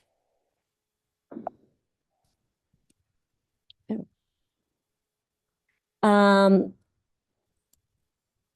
our campuses, we have school counselors, we have teachers on special assignments. So we have our restorative justice TOSAs, we have student support TOSAs, and then we have LGBTQ plus 1 TOSA from the district office that supports all of our campuses. We also have our program specialists and community specialists, and then attendance support, really supporting our folks to look at what are some of the issues with chronic absenteeism and how can we support. And at the district office, we have our mental health clinicians and social workers that support all of our schools. And then yours truly and Dr. Rubalcaba. Some of our staff, we just asked, like, how are you feeling about our services? And you can see that one of our principals it shared one of the big things that she's supported of was just our social workers and our mental health clinicians, and how their expertise comes in building community and helping them when they are really scared and they don't know what to do. And the last line, she says, "I wish they could be on my site full time." I know that we have two of them in the audience, if they're still there, Tara and Sophie. Can just, yeah. Oh, they left. Okay, but just the great work that they're doing. Our schools provide conflict resolution. So that was one of our questions. And we went from the feeling that teachers were having that it was 62%, which it wasn't terrible, right? But to get to 90%, and again, this speaks to the work that we're doing, intentional work to disrupt the school to prison pipeline and to really give students tools to heal and to, unpack some of the harm. And that's some of the work that our mental health specialists and social workers are also supporting at the tier 3 level. Restorative justice, again, we have 6 restorative justice TOSAs currently, and they're really working on these skills on how do we mediate? How do we lead these restorative circles? And there are a variety of restorative circles, like they could be one for harm, there could be one for celebrating, there could be one for creating community, community circles, and then having restorative conversations. In addition, they're also working on accountability projects, which help students restore some harm, and they own it, they study it, as well as TUPE, which is our tobacco prevention program. So you could see there's some of our restorative TOSAs and school counselor there at leading in the peace room and just talking with students. So really building those relationships. Right now we're piloting additionally at the elementary school. So Fiesta Gardens has a restorative justice TOSA as well as Laurel Elementary. And so we just did a 6-day training for our administrators that have restorative justice TOSAs at their sites with their TOSAs who have not been trained, and myself. And it was a very deep process, and it really gives us the tools and the language to help students repair some of the harm that is in the community, in their families. And it's just empowering to think about them taking these skills onto high school and to life. Healthy Kids Survey, that's our system that we use, qualitative system to really ask some questions and then to recalibrate how we serve our community and what gaps do we see. So we do it every year, our Healthy Kids Survey, and we use that data. It's something that as soon as we get it, we look and it informs how we plan for the following year and how we celebrate the successes that we are also seeing with our programs. So mental health and wellness resources, we have a variety of them.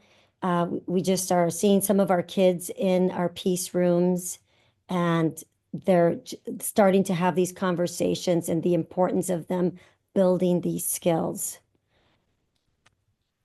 We have counselors at each campus. We also do have alternative learning placement for students in the middle school when they need sometimes a break. And it could be for mental health reasons, or it could be that they're just having a struggle and they need to have a place. And so we connect our mental health team with them, and they do some learning with us in the alternative learning program. We also have, again, restorative practices, which we're building capacity and starting to bring in the middle elementary school now that we're in year 2 with middle schools. And we just did an introduction for all elementary staff on just understanding the language of restorative practices. We have peace rooms and wellness centers. And then, of course, our district social workers or mental health team that are really there for tier 2 and tier 3 supports. And they serve a complex. We have them kind of divided by complex, and then they respond to any issues or tier 2 or tier 3 or crisis that comes up. We continue to use curriculum within the classrooms. Second step, we are educating students about tobacco prevention. We also have partnered with our community to reach out to our families and partnered with San Mateo PD to help us help teach about preventions and kind of some of the lures that might happen to students. We're also using MTSS, which is the social, emotional, and behavioral side, looking at tier 1 through 3, and then LGBTQ plus support. In 2022, we started to bring our counseling and wellness teams together to talk about what is it that they could guarantee as services. And it began with a conversation about what are you doing and what do you need? So we looked at some of our data. We wanted to make sure that we were responding to student needs, but also that we were building capacity so that they could provide services. And our teams, each year, they look at what it is that they're guaranteeing. We look where we're strong, and we then decide what we need to do for the upcoming year. And we, once again, had all the teams meet, and we made some more commitments for guaranteed services. So for 24, 25 elementary and middle school teams, there's a lot of content in these slides. And I think if you look at, which is a great thing, and these services were identified by our teams as far as services that they do or services that they want to expand.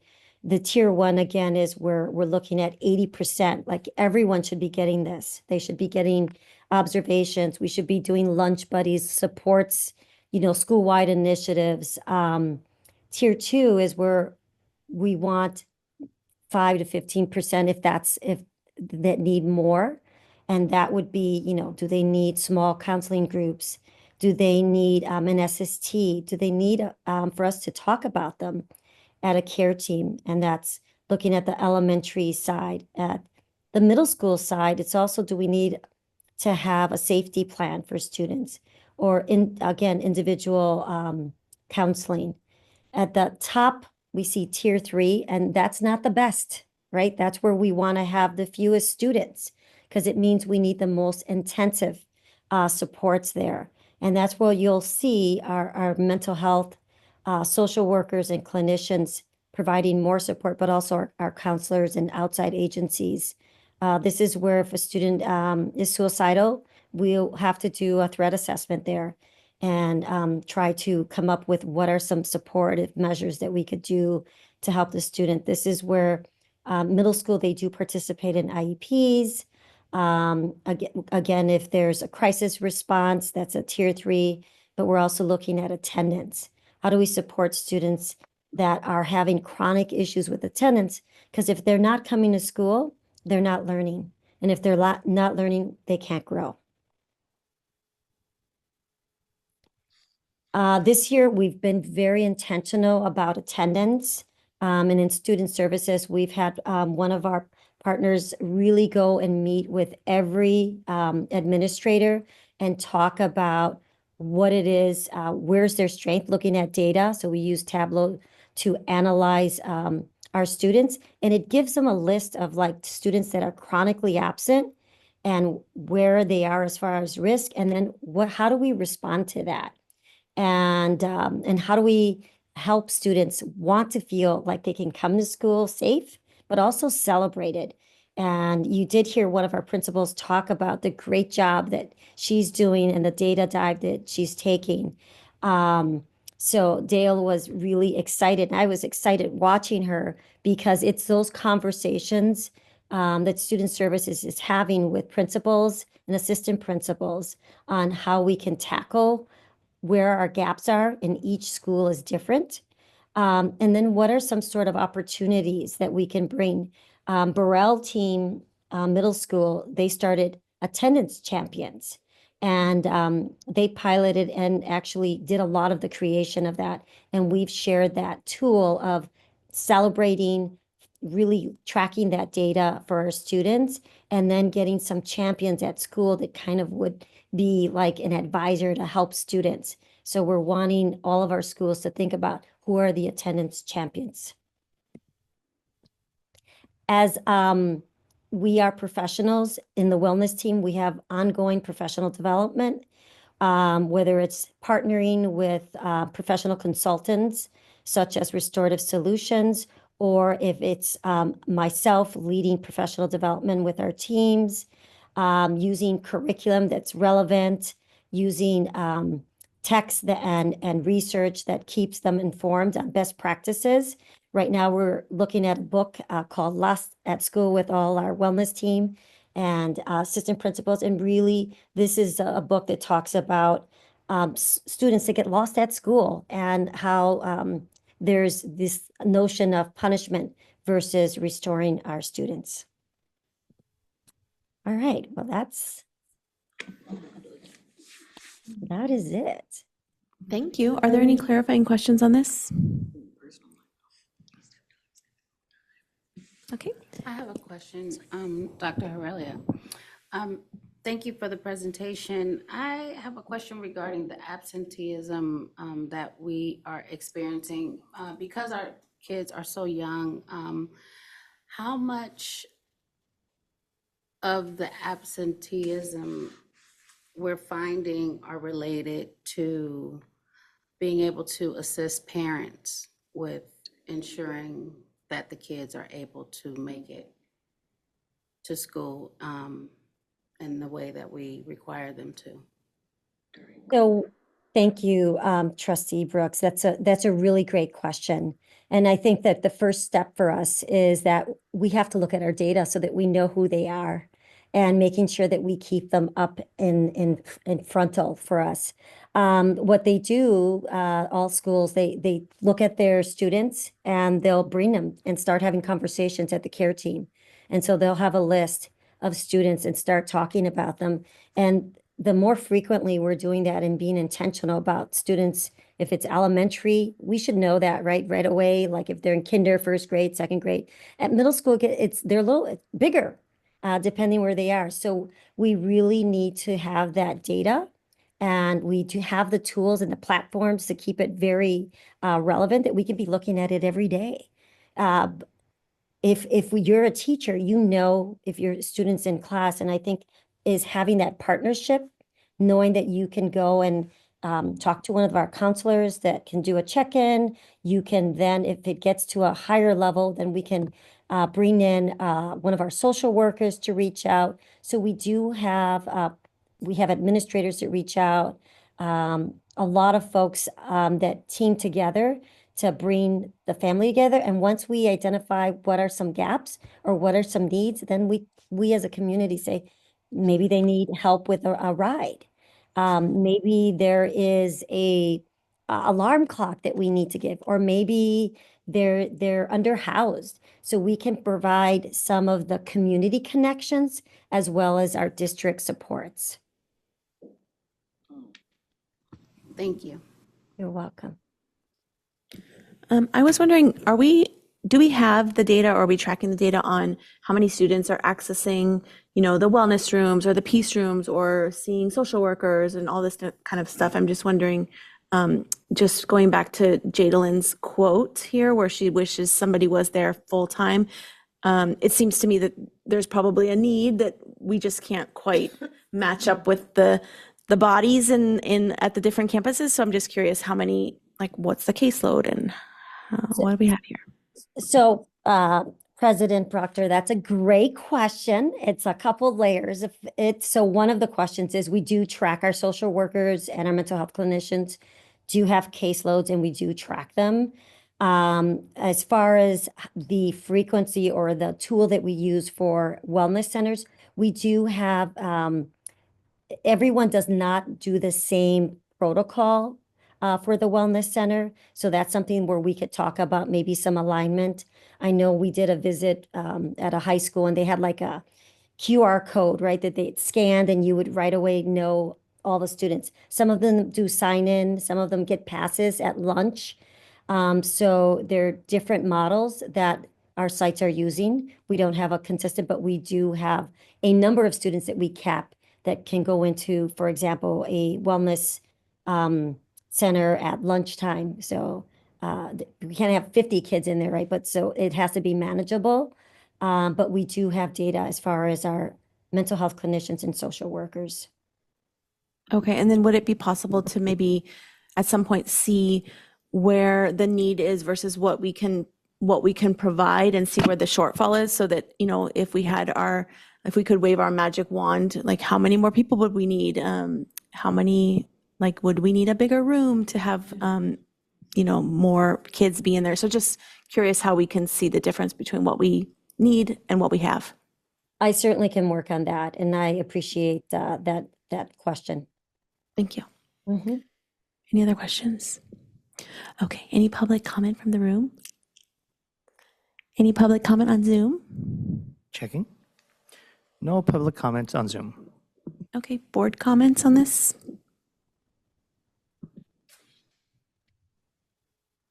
Thanks for all the work that your team is doing and for this presentation. I think it's really important that we focus so much on mental health and helping kids develop those skills. So just thank you for all your work and for all the team members that are working on this. My pleasure, and honored to be here and honored to lead them. So thank you. Good night.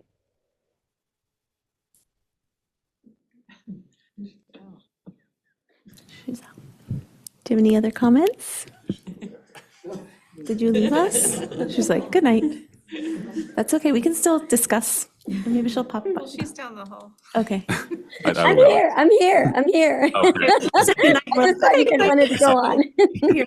Okay. I just want to add on to what Trustee Chen said. I think everything that we've done, especially in the mental health support with restorative practices, I think has just been amazing to see. And we know every time we go to campus, we hear it from parents and teachers and others. But I think what's been most amazing for us is hearing it directly from the students. So we've had multiple instances now where we've been in peace rooms with middle school students, talked to other students, and they've explained situations they've been able to resolve with their cohorts, with the support of the staff that we have there. And just seeing that kind of transformation we've made on all of our sites and how different it is from how most of us were when we were in school, and the kinds of way we resolve conflict was purely by discipline and enforcement. And I think just seeing how that's actually working on the ground, again, we're still constantly trying to figure out how we can do better, but it is just amazing to see that actually coming together after all the conversations that we've had about that at the board level. And I think to President Proctor's point, we are trying to figure out how to continue to support. We understand this is a learning process. We understand that every year we're going to have some changes, some adjustments that are going to come forward. And we want to make sure that the board is positioned to make sure that we provide the appropriate support so that we can continue to be successful. Thank you, Trustee Kim. And I apologize for leaving so quickly. I'm staying on just in case there's more. No worries. I had some comments, just wanted to thank everyone for the work that they do here. I think if you think about like, what is a school supposed to be? You think, okay, you just send your kids to school, they learn, and then they come home and it's all good. But really there's so much more to it. And I think we've talked about, or I've talked a lot about how I want our campuses to be safe and welcoming and all of this stuff. And when I think about safety, I think about like mental health safety. And, I like rot my brain by watching TikTok and stuff. But I watched this video where it was like what happens at home in the morning for a student where you may be at work at school and you don't know that morning the student didn't eat, or the student had a rough time with their parents or whatever it is, and then they come to school and maybe a teacher who doesn't know what they just went through may say like, oh, this student is like super disrespectful or super angry or whatever it is, and it's like you don't know what they've gone through. And for somebody to come to school and that's their safe place, and that there's adults on our campuses that really care about them, that check in with them, that make sure that when they leave for the day, at the end of the day, that they've had a good day and that they were safe at least while they were there. It really does mean a lot to me as a board member, but also as a parent of students. There was a couple of times where my own kids kind of went through some situations. I remember this one morning that it was the wrong time to bring up missing assignments. It was in middle school, and I said, hey, good morning, but also I just checked and you have like all of these missing assignments. What's happening? And my son just flipped out, like, and he ran out of the house and he said he's running away and he took off.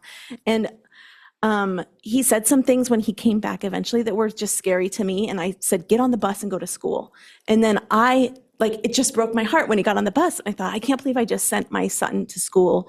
Like this was the way he started his day. And so I called Bowditch and I called, his counselor called me right back, and they met right away when he got to school. And then I came in the afternoon and we met together, me and my son and the counselor. And, to just have that experience and know that, okay, we were able to address it this day. The counselor felt like, okay, he's not going to do anything that he said he was going to do. We're all good. But that follow through and just knowing that I sent him to a place in a bad way, but he had a good, safe day, and that there's adults that really, care about him and just as much as I do. And just want to thank everybody for what they do. It does mean a lot as a parent, and the students, they may not thank you every day, but it means a lot to them too. So thank you.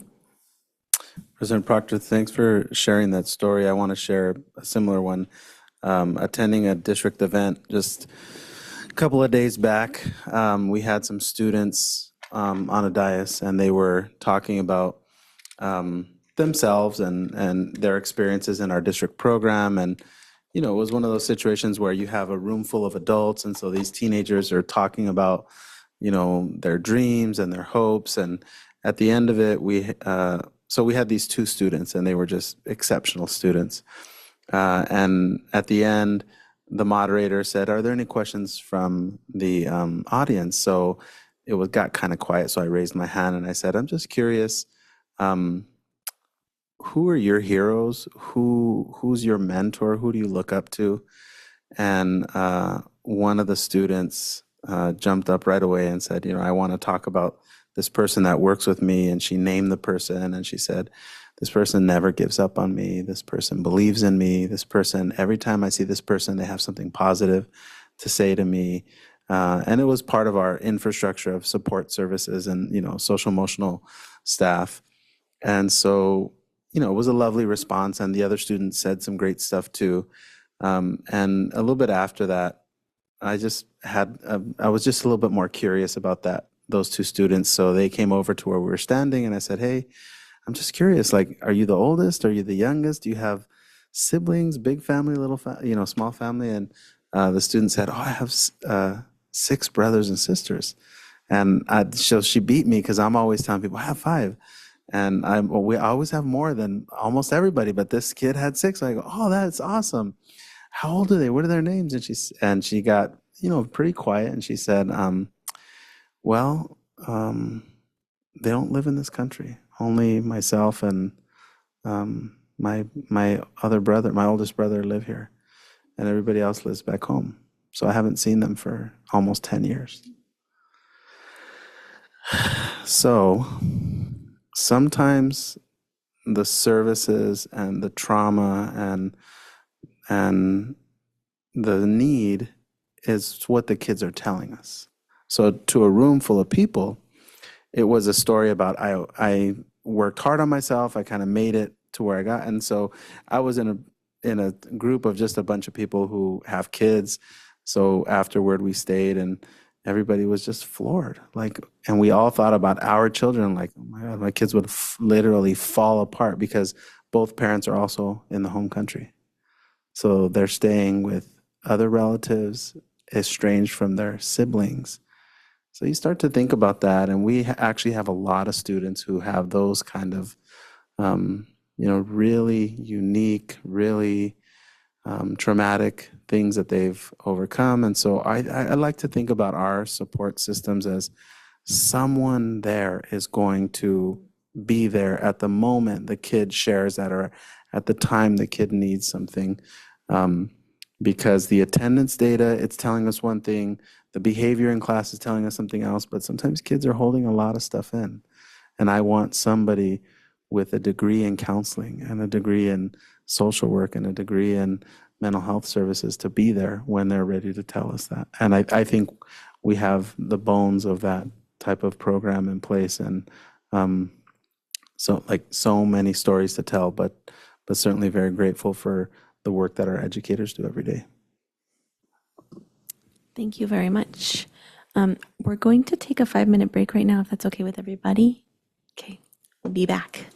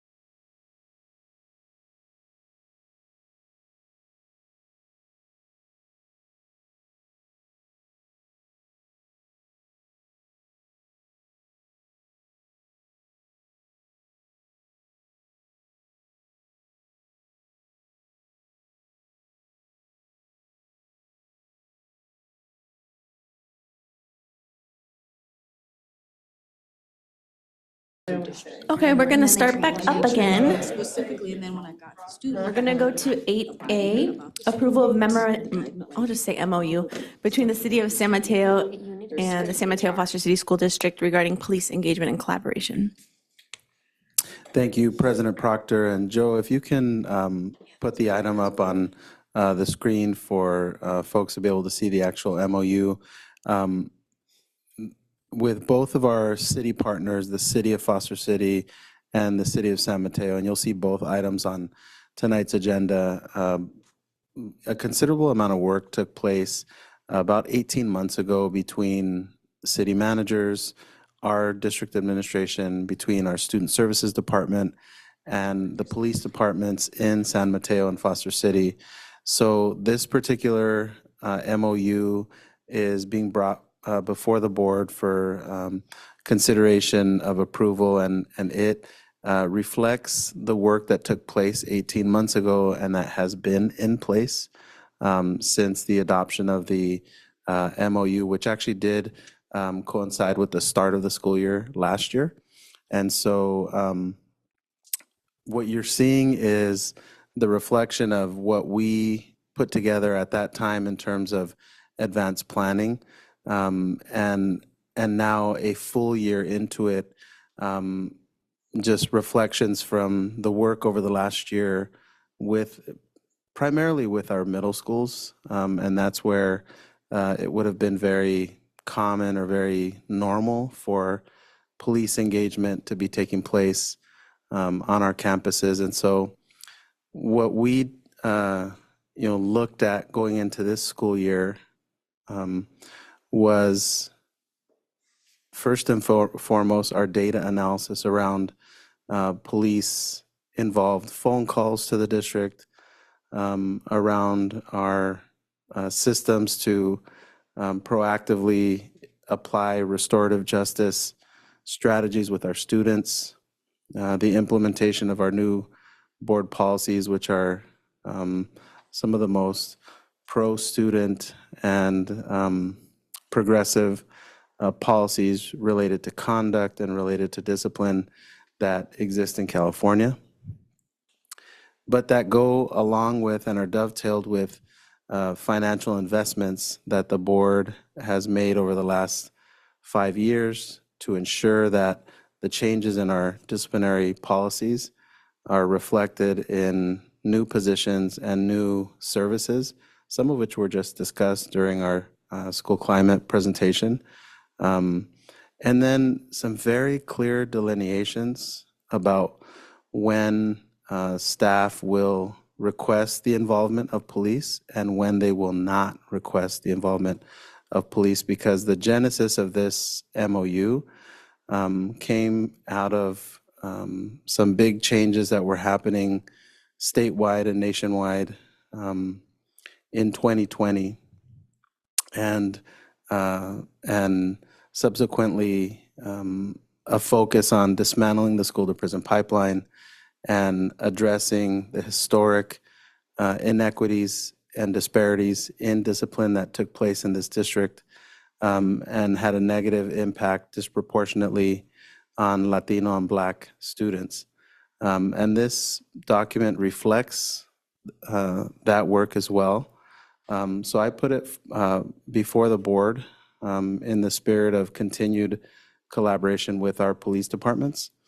And in this particular case, the San Mateo Police Department, and continue the work with Chief Barberini and Sergeant Unga, and Officers Basurdo, and so many other officers that we work with, to continue on, I would say, the next step in that relationship. So with that, I'll pass it back over to the board for questions or comments.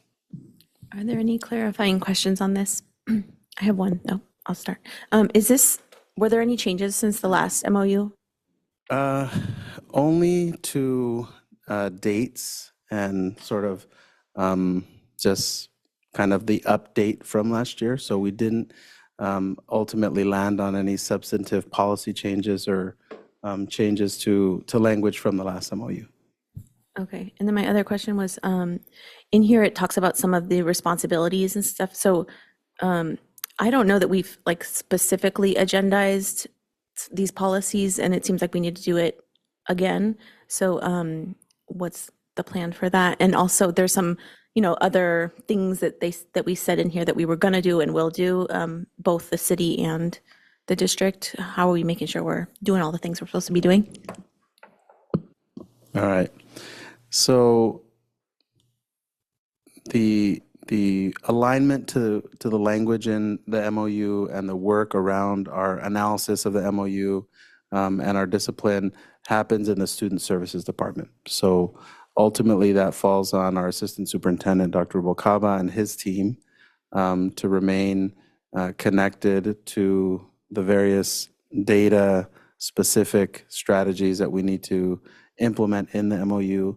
And on the city side, the same is true for providing annually those policies that exist in the district and making sure that those policies are followed.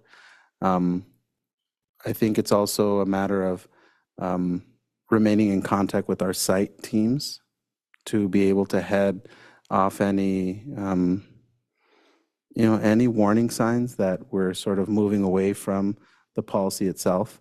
But as an administrative team, upon approval of the MOU, should the board choose to do so, we would agendize it with all of our site leaders and all of our site teams to reintroduce the language in the MOU itself and to operationalize the steps that are in that process. And then I'm trying to remember the first part. You asked the first question about. I can't remember what I said, but Somebody in the audience help me. I asked specifically if we hadn't agendized all the policies where it says where we Yes. will agendize and Yes. and discuss. So maybe that's something We can bring that to an upcoming school board meeting. Any other questions from anyone? Okay. Any public comment on this item in the room? Any public comment on Zoom? No public comment on Zoom. Okay, coming back for board comments. I'll just start because this is something that was a long process to get to a year and a half ago or whatever that was.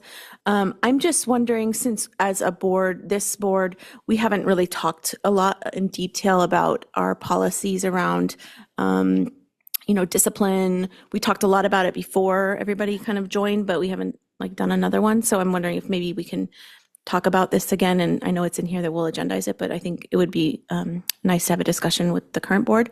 And I'm also kind of envisioning, I know that this MOU doesn't get signed off officially by the police chiefs, this one and the Foster City. It's just the city manager, and not just the city manager, but it's the city manager. And so I'm just curious, is there an opportunity where we can do a study session or something and invite the police chiefs or invite some of the police officers that come to our campuses, just so we can talk about the policies and just kind of hear from them as well, have a conversation together about this and make sure that, yes, it's on paper, we have this understanding, but in actuality, are we understanding each other and coming to the same, consensus about some of these topics that are really important to us and important to them as well. President Proctor, if I can, just so I don't lose the comment, but I think it's also fair to say that through the last 18 months and even before, it was really 2 years before that we had some fits and starts and some discussions started and they stopped for a variety of reasons. The current MOUs are definitely a compromise. They do not reflect, from the standpoint of our partners at either city, an ideal MOU on the part of law enforcement, where they're in my interactions with both law enforcement agencies, really positive willingness to work with us, but I would say a much greater desire on their part to actually have officers on campus a lot more frequently, a lot more seamlessly, and really in the case of I guess a historical way of looking at sort of like the old way, open access, sharing cost, all that kind of the things that really changed in 2020. So I think it would be interesting to bring those groups back together. I think the practitioners, being the site administrators and our student services department, along with our police partners, I do want to just vocalize that we do meet monthly with our partners in both police departments. So we have that ongoing conversation, but it's really more sort of practical about what's going on in our schools. We haven't set that time aside to really sit and just look at the language around whatever MOU is in place at the time, and then just let that be the one thing we're talking about. So that would be interesting to do. Any other comments on this item? Okay, this one is up for a vote. So anyone's able to make a motion? I'll make a motion to pass. Are we doing both? We'll do one at a time. One at a time? Okay. I'll make a motion to pass the San Mateo-Foster City. The San Mateo Police, the city of San Mateo. So we're on San Mateo. We're on city, yeah, we're on San Mateo. Excuse me, so I'll make a motion to pass the San Mateo MOU. Second.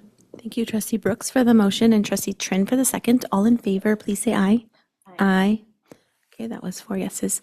That has passed. We're going to move on to a very similar item, approval of 8B, approval of the MOU between the City of Foster City and the San Mateo Foster City School District regarding police engagement and collaboration. Second. I'm going to ask if there's any public comment on this item, but hold those things. Any public comment on this item from the audience? Anyone on Zoom? No public comment on Zoom. Okay, so I will thank you, Trustee Kim, for the motion and Trustee Brooks for the second. All in favor, please say aye. Aye. Okay, that's 4 yeses. Thank you.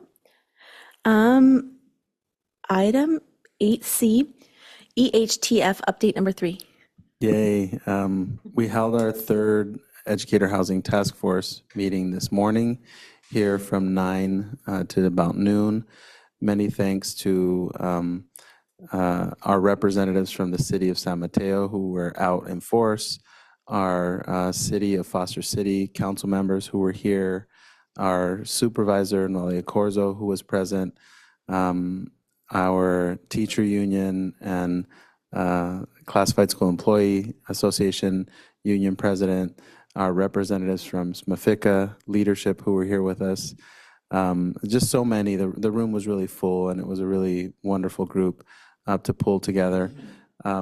We wanted to dovetail the meetings with these board meetings to increase visibility of the work of the task force and to make sure that while we had meetings talking about such an important issue, we always had a venue to then announce what took place at those meetings and to really just double up on the communication about the task force and the conversations taking place at the task force.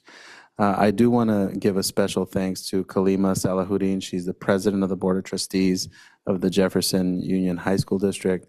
She's a friend to many in our district and a mentor to so many others. She spoke to this group this morning and just made some really powerful remarks from experience. She and her team in Jefferson Union High School District started the process of opening their workforce housing. I think now 6 years ago, although she referred to it as 5 years because it opened this year. And she just told us their story from personal experience and gave us a really long list of do's and don'ts and things that we should think about and things that challenged her district and why they made some of the decisions they made. I did leave to go to the Special Olympics event at Burrell, so I missed that portion of it. And I do want to invite Patrick. You were at the meeting today, so I do want to give you an opportunity to just share a little bit about the portion that I missed. And then we had 2 of our trustees present, so I also want to make time for them to give remarks as well. Yeah, I think a great meeting today, and thanks to everyone who participated and contributed. It was a very active and engaged meeting. a lot of excitement about the opportunity, and that's really what we focus on, are the opportunities in front of us today. We spent some time given the committee the opportunity to talk to a legal representative we had here from Lozano Smith, who has a lot of experience working on these projects throughout the Bay Area. She did a long presentation to the community, I should say, at the last meeting, so we gave folks an opportunity to ask any follow-up questions of her. And then Amy Rufo presented some information along with Tom Shannon from Inshallah. Amy's been working in construction for 20 plus years, and Tom Shannon's been working as a consultant on different issues for school districts regarding properties for, I want to say, close to 40 years. So he's really experienced in the Bay Area. I started working with Tom about 25 years ago on a project in another district along those same lines. But we took the team through some more information today, and we talked about kind of these two pathways to explore for districts between using land that we have currently to build our own property versus if the district were to acquire a property somewhere, and the benefits of choosing one option A versus option B, and the challenges associated with each of those. So we went really in depth on those, and it was a very engaged conversation. I could talk for another half hour about it, but that's where we took the team today. And we framed this for folks to bring them back to ultimately what we're asking of the committee is to formulate a recommendation to the Board of Trustees.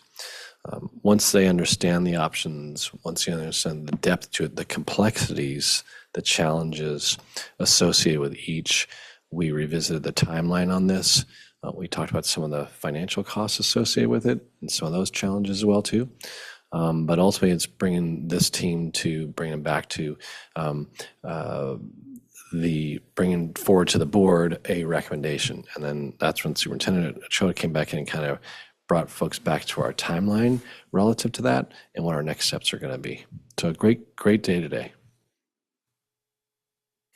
So for either Vice President Brooks and Clerk Trin, we're able to take your remarks after we ask questions, or you're free to do so now. You were at the meeting today, so I want to just open it up for either community questions and input, and then your remarks, or if you'd like to make your remarks now, and that way the community might have some questions for either of the two of you.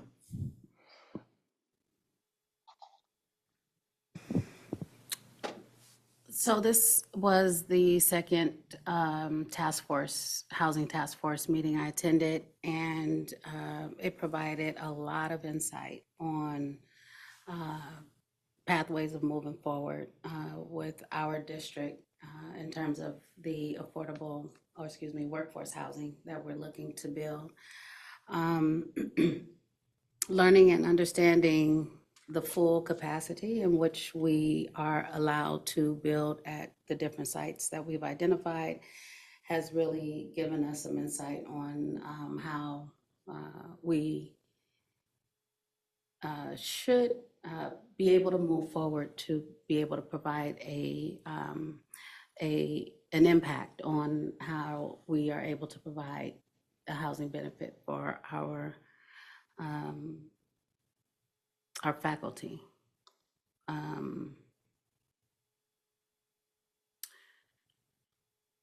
I would say the challenges that I was able to identify that I would like to pursue, that we're looking forward to pursuing in the near future, is how it can be tailored to the needs of our employees in our district, because there's unique challenges in each district that we face this big housing issue across not only our county, but it's a real problematic issue that has been plaguing our community for quite some time. So I guess in closing, I'm just excited and very hopeful for what we have that we're looking forward to bringing to our district and to our staff here.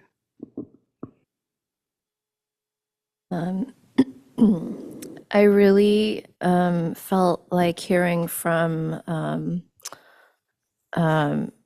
just hearing about the process of what it takes to develop and build the coalition, and being really disciplined around communication and like what is the focus of the work. That was really helpful and enlightening to hear about. And then also hearing about how focused they are on the experience of the employees that will be living in the housing, from talking about, having workspaces or having laundry facilities that are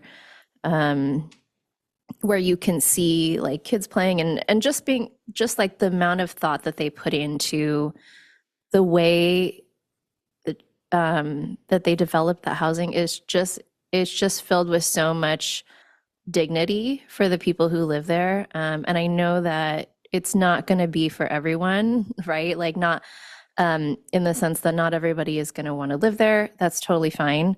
I think what we're aiming to do is to provide additional options for those who otherwise wouldn't be able to afford to stay here. And then also, so I am really looking forward. I know this is like really premature, but I am really looking forward to eventually seeing, a visual of what it's going to look like. And it should be housing that, it should be a place that is, warm and inclusive and is really designed with the needs of our staff, classified and certificated, in mind. And so I'm just really excited to when we get to that point. Cool. Thanks for that update. Are there any questions, clarifying questions? I guess it would be from me and you. We don't have any at this time. Do you have any? Okay. Any public comment on this item in the room? Any public comment on Zoom? No public comments on Zoom. Okay. Any board comments? Me and you? Again, thank you for everyone that's joined this task force and attends the meetings. It's, a big commitment. I think it's like all day. And so I appreciate the update that you guys have been sharing each time. And I just continue to look forward to hearing more and seeing where we go from there as a district. Anything? Please. So I did have a question, having attended the task force meeting last month. So it does feel like we cover a ton of information, multiple hours, a lot of stakeholders coming through a lot of information. What format will, I guess, the information that ultimately makes it to the board be? Will it be in the form of a short memo? Will it be, because I know we can't summarize everything we talked about, but one of the things that's been super helpful in these meetings is hearing all the back and forth, hearing the personal anecdotes, hearing some of the challenges faced by neighboring districts. And I'm just curious to know how much of the information we'll have, not only for ourselves, but then also when we have to go out to the public and talk about why we have this vision and what are the challenges and how much research we've done. It would be helpful to have all of that information handy, but I'm not clear in terms of what the final, product will be of the task force. What the board can expect to see is a report that is going to have a lot of similar components to the recommendations that the board received regarding our strategic plan 3 years ago. And so I'll mock up a version that takes out the specificity of the strategic plan recommendations. Is actually throughout that process, we held even longer meetings. Those meetings were even longer. But at the time, we wanted the school board to really have that opportunity to take ownership of the strategic plan and to basically reassign the work to staff to form the specifics of the strategic plan. So what the group gave the board at the time were some documents detailing the need, detailing the data that we analyzed, discussing strategies that appeared to be promising, and formulating some proposed goals for the district that then the board on the dais debated in public and ultimately landed on our 3 goals of achievement, wellness, and equity that are at the heart of everything we do. That's an important process because ultimately you folks will be voting on any proposal to move forward with educator workforce housing. And so it's going to be essential that the public hear your reasons and understand from all of you what data you saw, what rationale you leaned on to support your rationale to vote for a possible proposal to build housing on one or more of our sites, and at what pace and how much to spend on it and how many units. There are a lot of details that go along with that.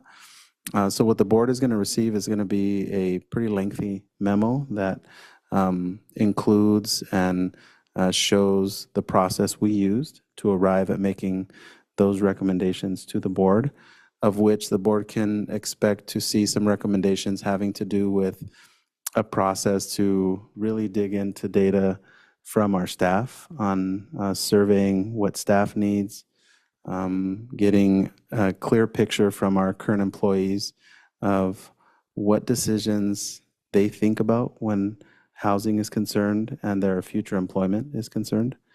And you'll see some real specific information regarding some potential immediate steps the board could initiate when those recommendations come to you all.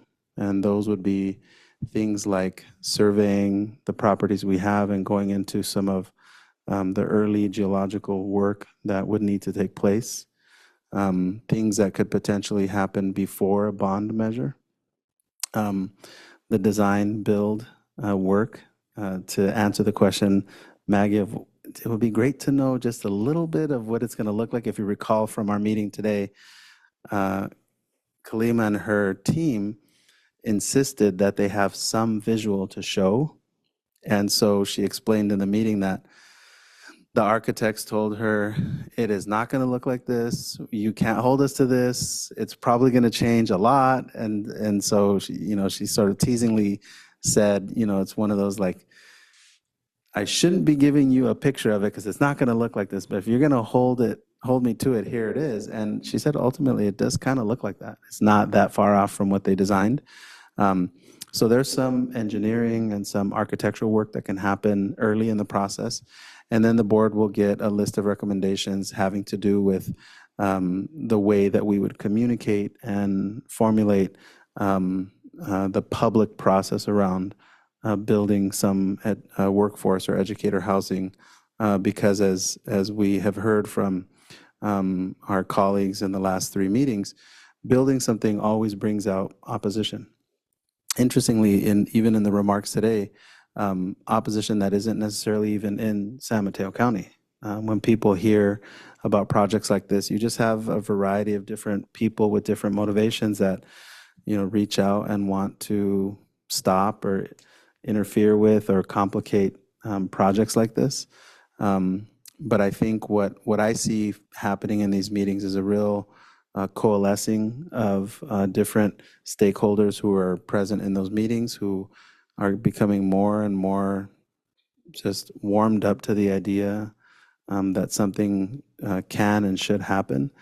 And then what this board will see at our next meeting, or at our meeting where those recommendations are made, is a very thorough written report that maps out those staff-related next steps, construction-related next steps, public process-related next steps, and then ultimately I'll hand those to the board, and you all will debate it up here live and in public.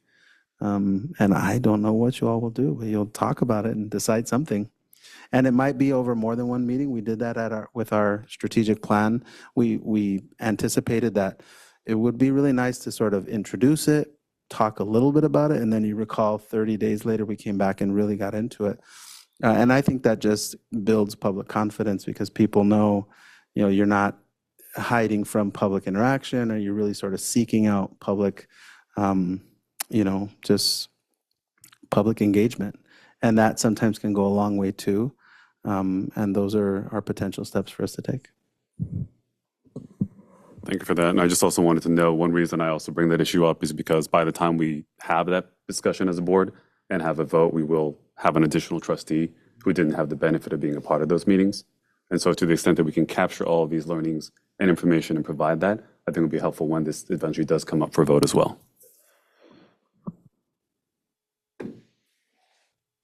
Thank you for Superintendent Ochoa for talking about the process and what the deliverable is going to be.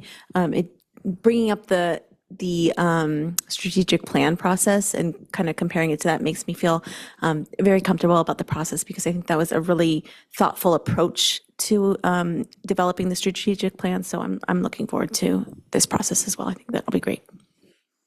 Any last comments on this item? Okay, we'll move on to item 9, board member statements and requests for future agenda items.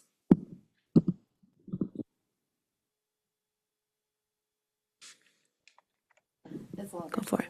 Does anyone have a short one? Because she's got a long one, but Mine will be short.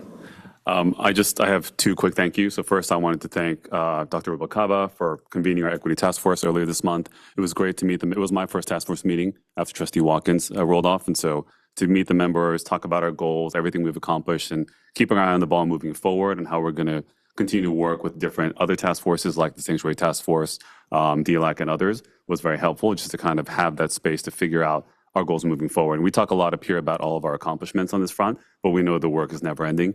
And so just to have that room full of committed administrators, teachers, staff, and others all talking about moving forward was just really great to be a part of, and I'm honored to be a part of that committee. I also wanted to thank again Dale, our principal, Roger Eilers, for hosting us at Meadow Heights earlier this week. It was a really great meeting. Always great to have our partners on site. We had Mayor Nash was there from San Mateo, we had Deputy Mayor Newsome, several members of the Library Trustee Board, as well as our partners from Peninsula Bridge, the Hua family. A lot of folks gathered, and every time we get to walk through the classrooms and see the work that our teachers are doing in the classrooms to really kind of combine everything we talk about the policy level at the board, but see it happening in our classrooms, seeing the literacy work, where we're sitting in classrooms for extended periods of time. I do like that our meetings, our school visits have gotten much longer. Instead of going to 3 different schools in one day, we're staying at one site for several hours, and that's been much more helpful to get an extended look at what's actually happening and seeing how kind of our literacy programs are playing out. So that was all really great, and again, inspiring to be as a board member.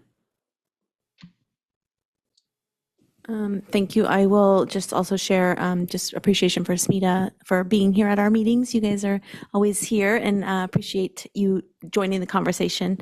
Also wanted to just thank everyone at San Mateo Park for having me and my friends come to the school site visit. We had a representative from the Boys and Girls Club, Homework Central, and we had several San Mateo police officers, including the police dog that was a huge hit. Yeah, rookie. Huge hit and a complete distraction in every classroom, but fun to see the chaos from just like not having to deal with the repercussions of bringing the dog into a classroom. So just thank you for all of that, and happy Halloween coming up. I know that's a big day at schools too, so can't wait to see the pics. Thank you. President Proctor, I would like to bring an item to the agenda in the future for career education training. We went on a visit to a wonderful school, and we are looking to have further in-depth discussions about bringing an extensive, comprehensive career training program throughout our school district. I don't have any additional agenda topics that I want to bring other than the ones that I've talked about before, but I wanted to make a statement. I know there's not that many people here, but hopefully some people listening online as well. It's October 2024. About a year ago, we had a lot of families, particularly our Jewish families, reaching out to us as we all tried to navigate, the horror of the October 7th attack by Hamas and the increase in anti-Semitism, both here and nationwide, just, everywhere. So it was a reminder that we're a very diverse district. We have connections all over the world, staff and families, and that what happens elsewhere can have really far-reaching ripple effects. I'm deeply disappointed that there are still hostages who have not been returned to their families. It seems, I can only imagine just the frustration that they must have at feeling abandoned. And, I just want to say that I hope and I dream of a world where Jewish people are safe wherever they are. And I unequivocally denounce anti-Semitism in all of its forms. And I dream of a world where every child is safe. And to me, as James Baldwin says, the children are always ours, every single one of them, all over the globe. And over the last year, and this has really been weighing on me, so I want to speak on it. But we've seen the death toll of Palestinian civilians rise into the tens of thousands, with death and displacement and disease and famine of a kind that I can barely believe. We've seen bombings of schools and hospitals, attacks on journalists and other press members, attacks on humanitarian workers. And all of these add up to war crimes and genocide that are happening right now that anyone has yet to be held accountable for, funded with many of our taxpayer dollars. And to be honest, when I see the footage and the photos, and, I'll see little girls and boys on Instagram trying to make the rest of the world care about their existence, it really makes me feel overwhelmed with grief that any child has to go through this. And I just hate that this is how, thank you. I just hate that this is how humans are treating each other. I just want to say we can do better this, and we have to demand that our government does better than this, because a budget is a moral document. It tells us what our priorities are, and it tells us who we care about, who we want to thrive in this world. And it's just the way things are. It's just making me really furious. In this role, I think a lot about how to create the best possible environment for the kids in our district. We're up here every month talking about that. And not just the ones that are fortunate enough to be born into a stable home with loving grownups. And as Superintendent Ochoa described, just before we had our break here, we have a lot of children in our district who have experienced trauma. Their grownups have experienced trauma, and they carry that with them every day. There's only so much that we can do, but in order to work towards, the restorative justice that we talk about and practice in our schools, you can't practice that until the harm stops being done. And that's what I'm not seeing right now, in our broader world.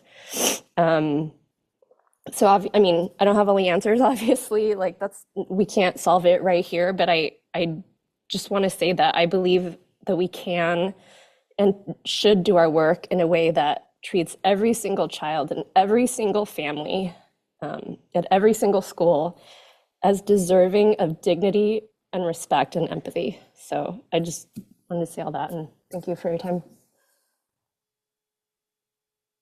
Thank you for sharing that, Trustee Trin. Are there any other comments before we move on? Okay. Item 10 are the future meeting dates. They're listed in the agenda. Our next meeting will be November 7th for a study session on school climate. And item 11 is public comments on closed session items. Are there any public comments in the room? Any public comments on Zoom? No public comments on Zoom. Okay, we're going to recess to closed session now. Thank you.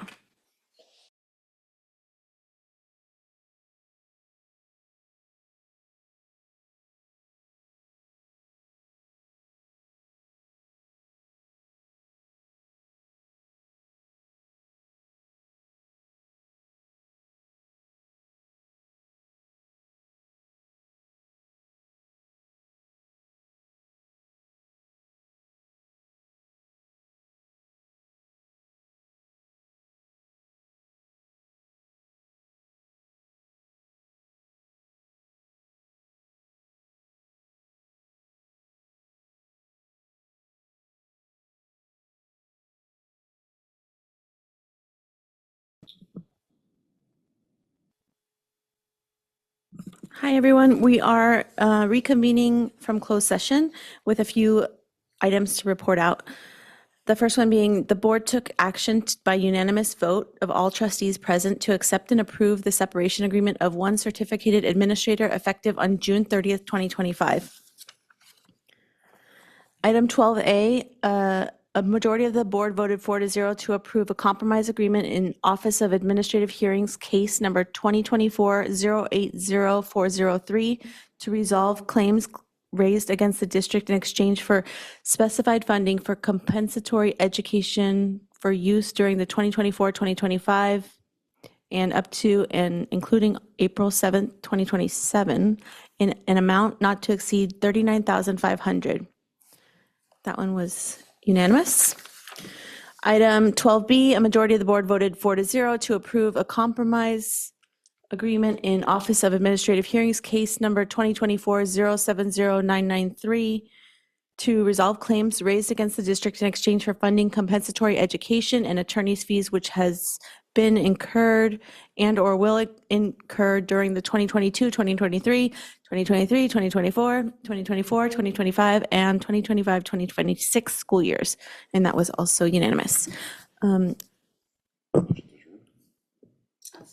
Thank you for the motion to adjourn from Trustee Kim and second from Trustee Brooks.